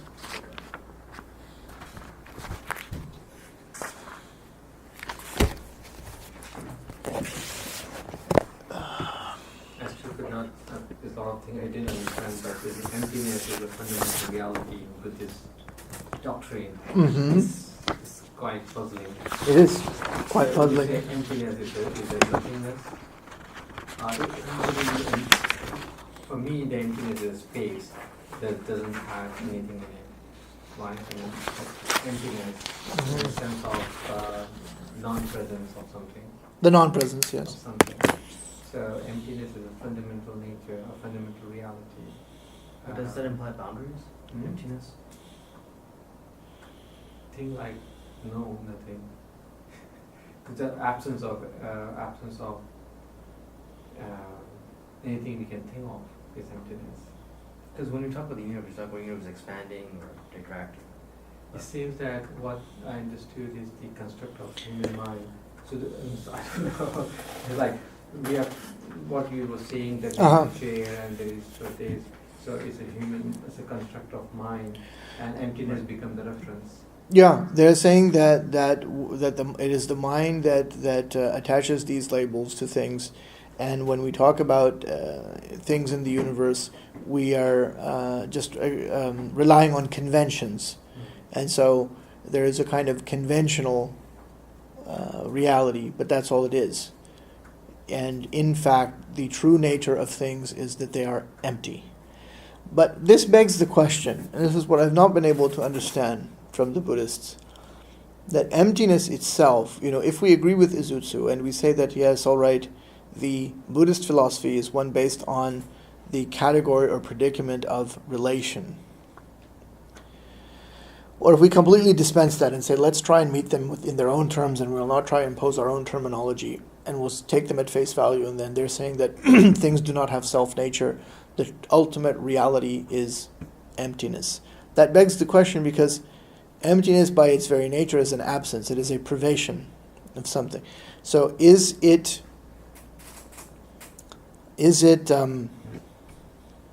intrinsically empty? By its very nature, is that what it is? Which would imply, I wouldn't think, that then there really is nothing. Or is it an extrinsic emptiness? In other words, is that emptiness there that they talk about, is that bidhat, or is it bilghayr? Is it empty of itself, or is it empty of other than? I mean, what kind of a privation are we talking about? Because if it's in privation qua privation, or adam as adam, then that is nothing. It doesn't really exist. It's only a mental notion. If it has any existence, it has only existence in the mind, because complete non-being is a non-entity. It's only a thing to the degree that it has mental existence. Because al-adam, pure adam, does not have a referent in the external world. It does not have a referent in the external world. It only has a mental notion, a mafhum. So if we want to say that this cup is empty, that there really is nothing substantial about the reality of this cup, because this cup can be analyzed into its various constituent elements, and each of those constituent elements can be analyzed into their constituent elements, and you want to avoid an infinite regress, so in the end everything then is supported, as it were, by an emptiness. So is that completely empty, or what is really at work here is very difficult to understand. And I like, for that non-beingness, I like Ibn Sina's argument. Basically what I understood is, Ibn Sina takes that concept and the being and then the relationship, and he takes a position of non-being in each of this, and it arrives at a contradictory position where you start from. That's how I thought he proves that non-being as a real, the reference doesn't exist. Mm-hmm. So that's a logical, discursive way of proving that. At least that's what I understood from Krishna's argument. Yeah, they're very hard to understand, because they'll try and argue that they don't uphold the doctrine of nihilism, of complete nothingness. So what does it really mean? And that's presumably what we would want to do if we would go further on this, because now we've gotten to Mulla Sadra, that maybe we should now talk about the Chinese philosophers, the Chinese tradition of Taoism, and then talk about Buddhism, of which the great representative for this whole business of shunyata, or emptiness, is this man named Nagarjuna. And there are good translations of these. And I don't know, maybe with someone in the Indian tradition we could have a discussion about that, namely from the tradition known as the Vedant, which seems very much like a Wahdatul Wujud position if you go into it. And it's the Buddhist and the Chinese one which is really kind of odd and peculiar. If you wanted to look at a kind of typology of these, it's a very odd sort of thing. And I'll just say one more thing about Buddhism, and everything I say about Buddhism must be taken with a huge grain of salt. I believe it completely in truth in advertising, so to speak. I mean, if I'm talking about something in Islamic studies, at least I can claim to know the language, and I can't make that kind of a claim when I talk about Buddhism. What I know about Buddhism is based on secondary sources. I've tried to talk to people and so forth. So in fact, what I'm saying could be complete nonsense. I want to be very I could be completely wrong. But I'm trying to understand on the basis of translations. And it would be ideal if we had some Buddhists who could join us in the class, but alas, we do not. This emptiness comes so often in their in the work like be empty.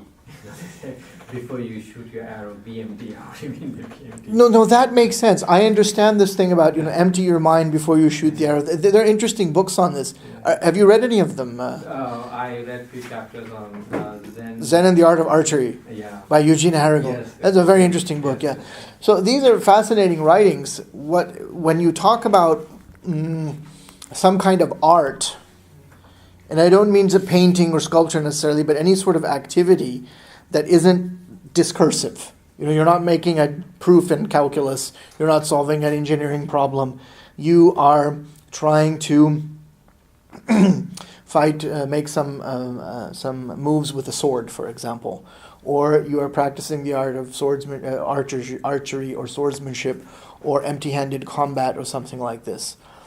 Or even if you're doing some kind of an art where you want to play a musical instrument, or you want to do Arabic calligraphy or Oriental calligraphy or something, the more you think about consciously doing, in the beginning you have to because you don't know how to do it, but it gets to a point where there is no thought involved at all. And that's what they mean when they speak of no mind or mushin, or empty mind. Actually, it doesn't mean empty, it means no mind. There has to be a state that is reached. In calligraphy, actually, the term that the great master of calligraphy, Muhammad Zakaria, uses is taken from literature. It's a sahl al-mumtana'. And I think he says there's some analog to it in Italian, but I don't remember what he said. Some Italian word. But a sahl al-mumtana' means the easy impossible, in the sense that, when Muhammad Zakaria writes a beautiful piece of calligraphy, or if the great Hassan Chalabi, the great modern calligrapher, may Allah preserve them both, if they write something and they make it look easy. I mentioned about that in the beginning. And they can do it just without even thinking about it, honestly. I mean, there is a certain consciousness, they're conscious that they're doing it, but they're not thinking, oh my God, I have to do this right. And the same applies with the swordsmanship, with the empty-handed combat, with all of those things. So that is what is meant there, that one reaches a certain point, and to really do it right, there can be no ego in the act. That's why the whole idea of competition and all this in martial arts is kind of a joke, And they win and they go, I like this, and they make all these gestures with there's no ego. And in that sense, the modern martial arts that have supposedly sort of tried to preserve this, even as becoming almost like a sport, is kendo. And you are not allowed to do that in kendo. At least from what I learned. And part of the kendo practice, they just make you sit down and be quiet. Don't move. Sit on your knees for 20 minutes, And honestly, if you're doing any kind of practice like that, and if you start thinking about it, it just ruins the whole thing. Yeah. So I think they have a point there. But now when we're talking about metaphysics, there is a tradition among the Tibetan Buddhists, and again, you have to take this with a grain of, in the sense, or take this with some caution. I'm not making this all up. I'm just getting this from secondary sources. There was a Tibetan scholar named. He was from Nepal, actually, from a place called Dolpo, I think, and he is known as the Buddhist scholar monk Dolpopa. And I don't know even if I'm pronouncing it correctly. And he espoused a doctrine which was considered heretical by the other Buddhists, particularly by the majority kind of school to which the Dalai Lama belongs in Tibetan Buddhism. And he said that this emptiness is not an intrinsic emptiness, it is an extrinsic emptiness.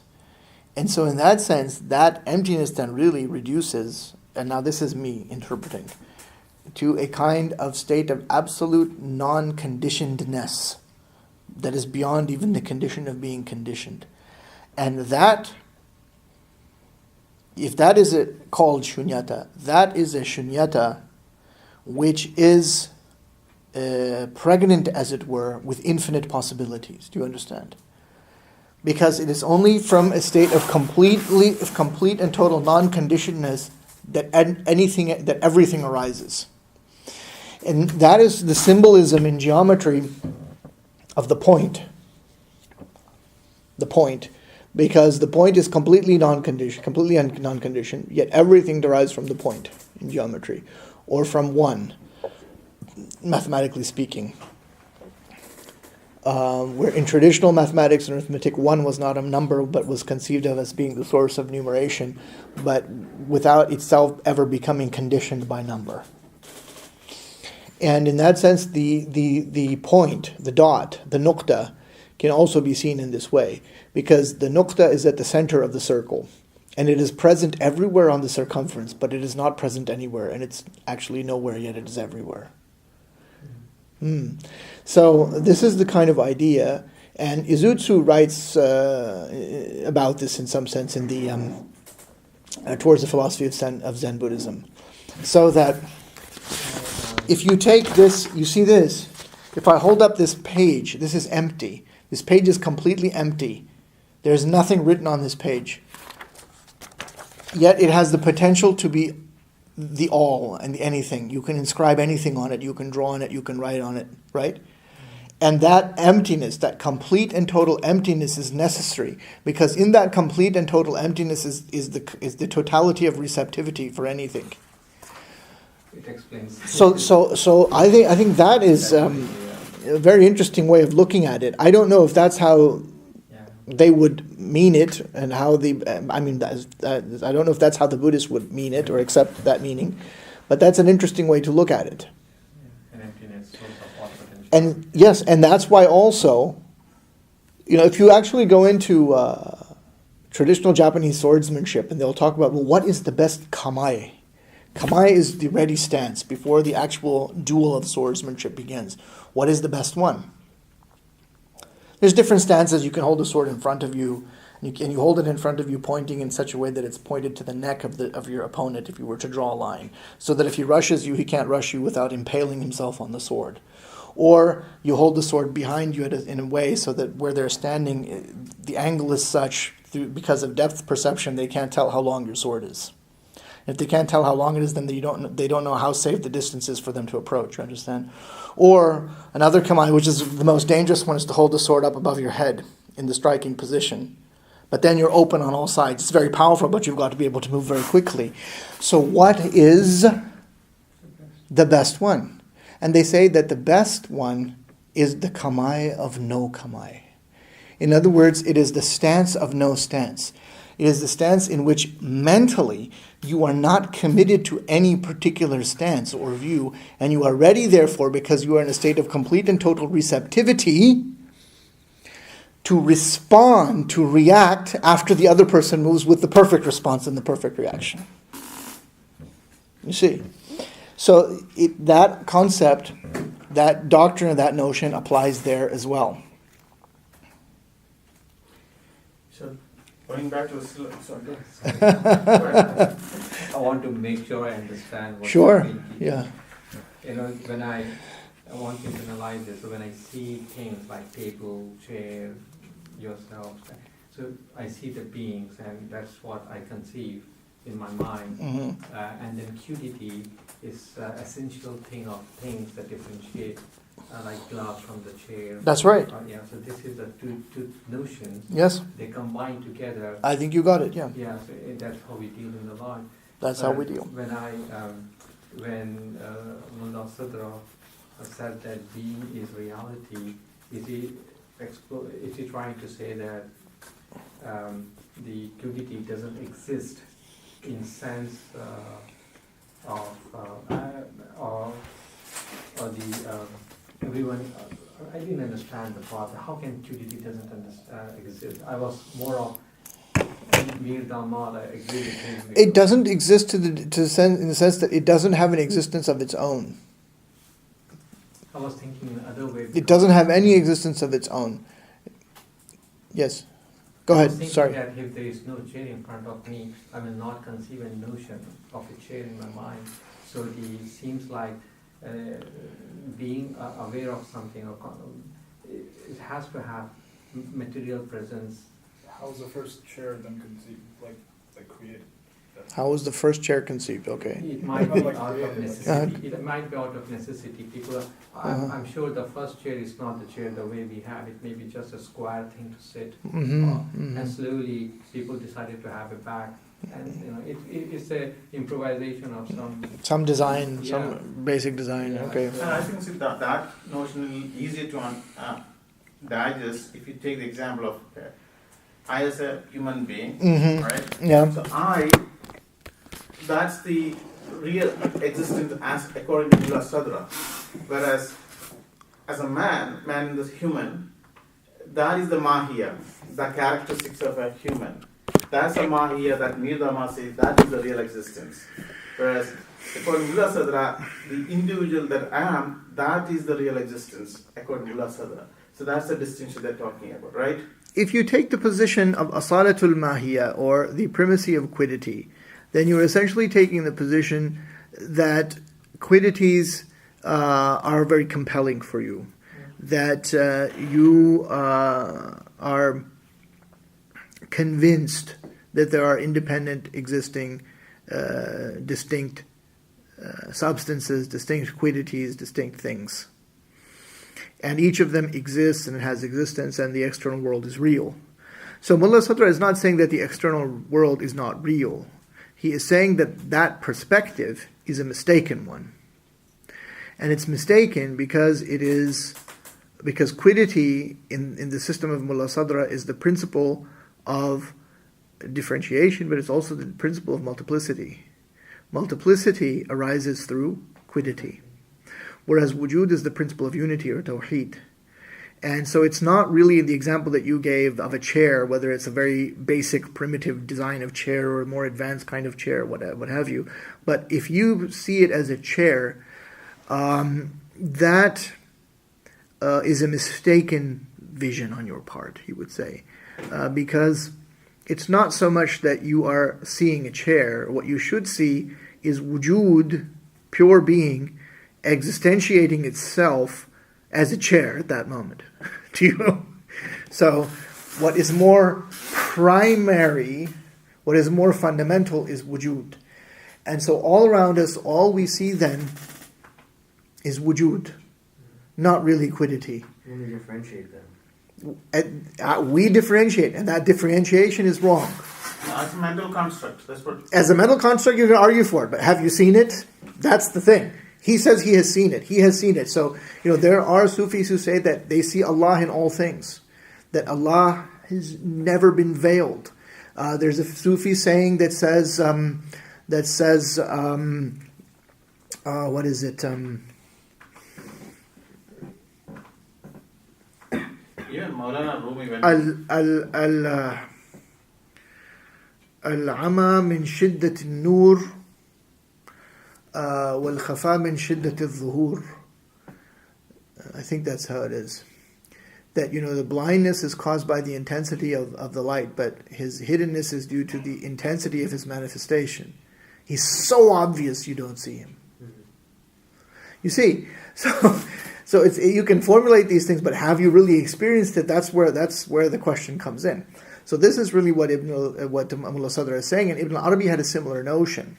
So what you actually have on the Ibn Arabi system is that it's very much like Plato, in the sense that you have these Platonic ideas. He doesn't call them Platonic ideas, he calls them al-a'yanu thabita, the fixed entities, is how William Chittick translates it. You can have other translations. And so everything that we see then is a reflection of these fixed entities. It's a reflection of these divine names. So the whole universe is a reflection, the whole universe, and each individual thing is a locus of manifestation of a divine name. And this reality is elaborated by Mulla Sadra in a very different way, in a very original way, with an original doctrine called Tashkik al-Wujud. Now, Tashkik doesn't mean doubt. Again, going back to Aristotle, if you look at the logic of Aristotle, you will see that he talks about synonymous and homonymous terms, right? So there are some terms which, they have the same sound, but they mean two different things, like the word bat, right? Yeah. It's the same sound, but you have bat, like a cricket bat, baseball bat, and the well-known nocturnal animal, right? So that's where the sound is the same. The word has the same sound, but it has a different meaning. Then you have terms that, they're different, but they have the same meaning. They're different words, but they have the same meaning. And then you have some terms that apply, and this is where it comes. They apply bit-tashkik in Arabic. And tashkik here doesn't mean, it means the sense of certain sort of ambiguity, but it can also mean doubt. And how we got that word, again, goes back to Aristotle. But Aristotle didn't actually use it. It was used in a commentary on one of the works of Aristotle by a guy named Alexander of Aphrodisias. And he uses the word in Greek, amphibody. So when we see that as a really strange word, amphibody, does that mean the amphibians, the animals that live on both water? Yes, that's where the Greek word, that English word from the Greek comes from that also. But amphibody here means a certain kind of ambiguity in the use of the word. So we have in Aristotle then words which are equivocal and words which are univocal, and then words which are amphibolous, according to Alexander of Aphrodisias. And another form of the word is amphibologia. And these words are not really used in English anymore, but I looked them all up yesterday. They are there in the Oxford English Dictionary, and I quite like them. So I think we should start using them again. And there's an article on this by the famous scholar H.A. Wolfson called On Amphiboly. What actually happened in the history of philosophy, because Catholic philosophers, Thomists also talk about this, but they don't use that word. They use the word analogical. And that's why in some translations, in some works on Mulla Sadra, they refer to tashkik al-wujud as the analogicity of being, or the analogical gradation of being. My friend and colleague Sayyid Sajjad Rizvi prefers the translation modulation of being, and he is taking that from a French scholar as well, who apparently first used it, and he's popularizing that usage in his work, in the sense that wujud is like light, and this example Mulla Sadr takes from Suhrawardi, in as much as wujud, like light, is subject to infinite degrees of variation and gradation in terms of intensity and weakness. And so it's a continuous scale, it's continuous quantity, not discrete quantity, like a continuous function, right? A continuum of numbers. And so there are infinite degrees of intensity and weakness in wujud. And so it's also like a musical scale. So there is a modulation. That's what Sajjad says. So that is another way of rendering this whole notion of amphibly or amphibology. Maybe one reason they don't use the word is so hard to pronounce. But that's tashkikul wujud. So wujud, the theophany of the divine names really is a kind of continuum, but it's a gradation of the hierarchy of being, in which wujud has different degrees of intensity and weakness, and the most intense wujud is pure being, Allah Himself in His purity. And then you have different degrees of intensity, just like light. And for Mulla Sadra, that's really the meaning of the ayah in the Quran. So he always brings in the Quran. He's different from a lot of these Islamic philosophers. He'll quote the Quran, he'll quote these things. You don't really have a lot of quotations from the Quran in most Islamic philosophers. But he's very different. So he says that that's really the meaning of Allahu nuru samawati wal ard. That, Allahu nuru samawati, obviously God is not a physical light. Some people interpret the word nur to mean that He's not light, but He's the illuminator of the lights of the that we find in the cosmos, the sun, the moon, whatever, all kinds of manifestations of light, the light that arises from the fire along with heat, etc. So that phenomenon is God created, etc. So God is not really light, but He's the creator of light. So they have all these different interpretations, but Mulla Sadr takes it quite literally. Say, Allahu nuru samawati wal ard. What does that mean? For him, it means that God is pure being. Pure being is metaphorically something like light. And what they have in common is that nur, along with wujud, light, along with being, existence, both are amphibologic terms. Both are amphibologic predicaments. That is to say, both are analogical categories. Both of them are characterized by tashkik. And that's probably how you got the translation tashkik, because the Greek root also has the sense of doubt. I looked it up in the Little Scott Greek lexicon published by Oxford University Press yesterday with a big magnifying glass. It's very small print. And there are many attestations of the use of this word in Greek and its derivatives in Greek literature and later Greek also that signify a degree of ambiguity or doubt. And that's where it came up, and that explains why Alexander of Aphrodisias used that in his commentary on Aristotle. Yeah. So, just going back to Mulla Sadra and Ibn Arabi. Yeah. So, Ibn Arabi's Wadatul, who is essentially Mulla Sadra, also Yes. talking the same thing, right? He's talking the same thing. Same thing, right? Yeah. And that's another reason that people who don't like philosophy and so forth have in the Shia world have been against Ibn Arabi, because for the same reasons same reasons as Sunni opponents of Ibn Arabi, that they are worried about this doctrine and they think that it leads to a kind of compromising of the unity of God, whereas it's actually, nothing could be further from the truth. It's actually quite the contrary. Yeah. I have two quick questions. Of course, all the next three subjects I'm very keenly interested to learn. And so, what is your availability? When should we book, or should we wait for you to send an email or something? If you like, we can continue on this if you want. You want to follow the original plan, right? So then we should now spend, a couple of sessions, 2 sessions on the Chinese, a couple of sessions on the Buddhists, and a couple of sessions on the the Vedantic philosophy. So that'd be 2, 4, 6 more meetings, I suppose, right? Something like that, a couple hours each, whatever. Yeah, we can do that, but I think that I am going to be busy until probably October.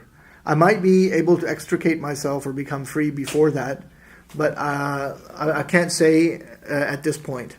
No, October, for me personally, is a good time to start October. I mean, this will give some time also to digest. Even I think you need to digest. You should go and read now and think about what has been said. Yes. And this is purely up to you. This is in no way a requirement. This is up to each person, what they want to do. If you want to get some of these books, read them further, you are free to do that. I have given you a lot of information. Now you can do what you like with it. And so I'll be pretty busy in the next few days, and then, like I said, I have some guests coming from abroad.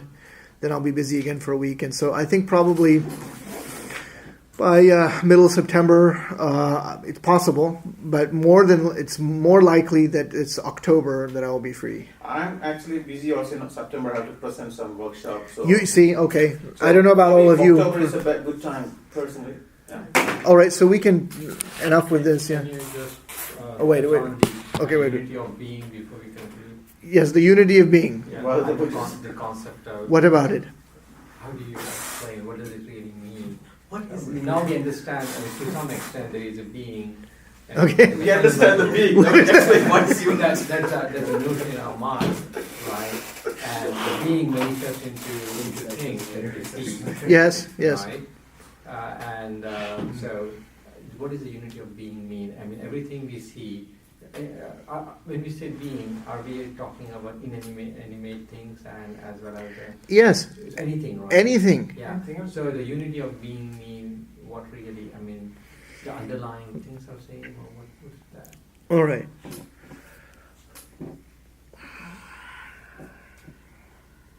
This one need to record. Okay, this is important. Consider the following. Consider the following. The notion of non-existence in your mind. Consider that. Now, we don't have a whiteboard, so concentrate. You want me to bring? I can. No, just concentrate. This is good exercise for you. We have become a civilization where we don't use our mind anymore, so you take a deep breath, use your mind. Consider the following. Consider the notion of non-being in your mind. Consider the notion of a triangle that adds up to 360 degrees, whose angles add up to 360 degrees. Consider that in your mind. Consider in your mind image of your car. Each of you has a car. Consider that. Now consider in your mind the actual car, the actual automobile. Consider in your mind a horse. Consider in your mind an actual horse. An actual horse. Maybe you don't have a horse. Consider a real animal that you have seen. Huh? Consider in your mind an actual human being. Consider in your mind the Prophet Muhammad sallallahu alaihi wasallam. Consider in your mind Allah subhanahu wa ta'ala. Right? Do all of these things have the same degree of being? No. So the mental notion of non-existence is a purely mental notion. It only exists in the mind.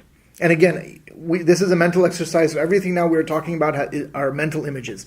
But the mental image or concept or notion of non-being has no external referent in the external world. A triangle whose angles add up to 360 degrees is it's impossible. It's a mental notion. It has no external existence in the real world. I said consider the image of a horse. Let's change that. Consider the image of a highly poisonous snake. Or consider the image of an oncoming train. Or consider the image of a raging fire. In the case of an extremely poisonous snake, when you imagine it, you do not die because it bites you. When you imagine an oncoming train, you are not flattened by it because there is no oncoming train, it is in your mind.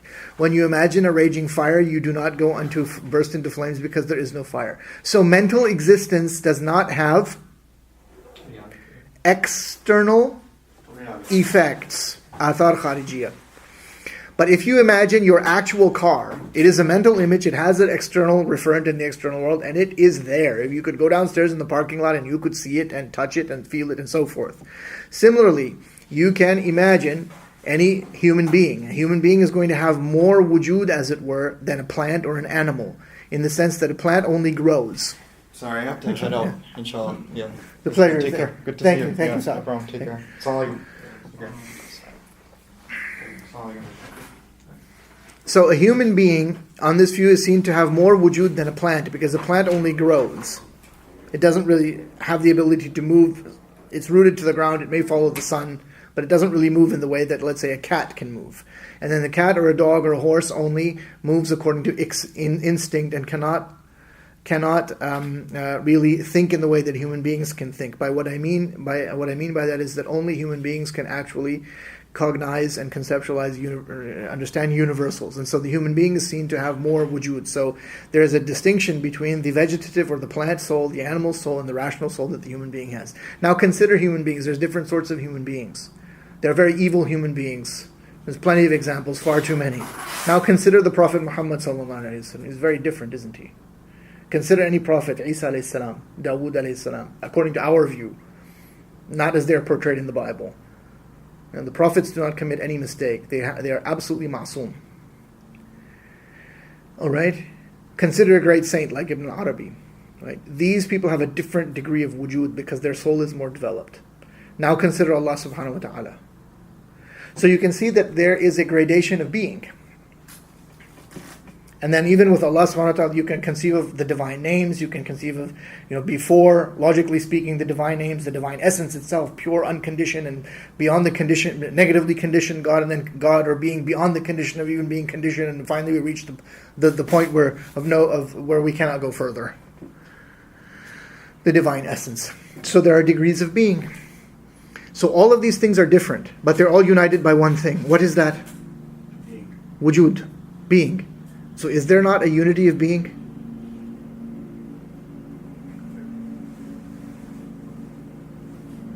The principle of unification is being. And in the case of Allah, Allah does not have quiddity. Allah does not have genus or species.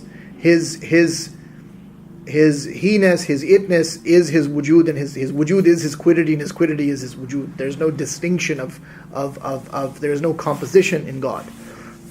All right? That's why we say it's pure being. Everything else is an actualization of a quiddity through being. You see? So there is a hierarchy of being, but again, what is the principle of unity here? It is wujud. So there is a unity of being. And if you understand this on a discursive level, you have some understanding. If you then, inshallah, have some sort of an insight into this, even if it's only for a few seconds, then you have seen it. And you see that really nothing truly exists but Allah. So it's not even now you're even gone beyond this level. It's not that you see a rose. It's not even that you see wujud existentiating itself as a rose. You don't even see the rose. You only see a constant theophany or experience a constant theophany of the divine names. A constant modulation of being. سَبَّحَ لِلَّهِ مَا فِي السَّمَاوَاتِ وَمَا فِي الْأَرْضِ Allahu nur as-samawati wal ard. There's nothing really exists but Allah. Is that connected with the notion of Allah breathing the spirit into Adam and Islam? What about the breathing of the spirit? وَنَفَخْتُ فِيهِ مِنْ رُوحِي. Yes. What about that? No, is there a correspondence between the ruh and the being? Or is that some other...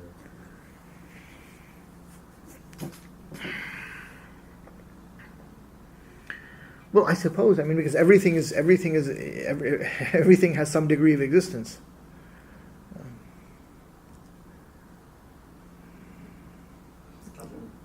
That will require a separate whole Yeah. discussion of talking, ruh, qalb, nafs, all of those. That's a whole other topic. Yeah.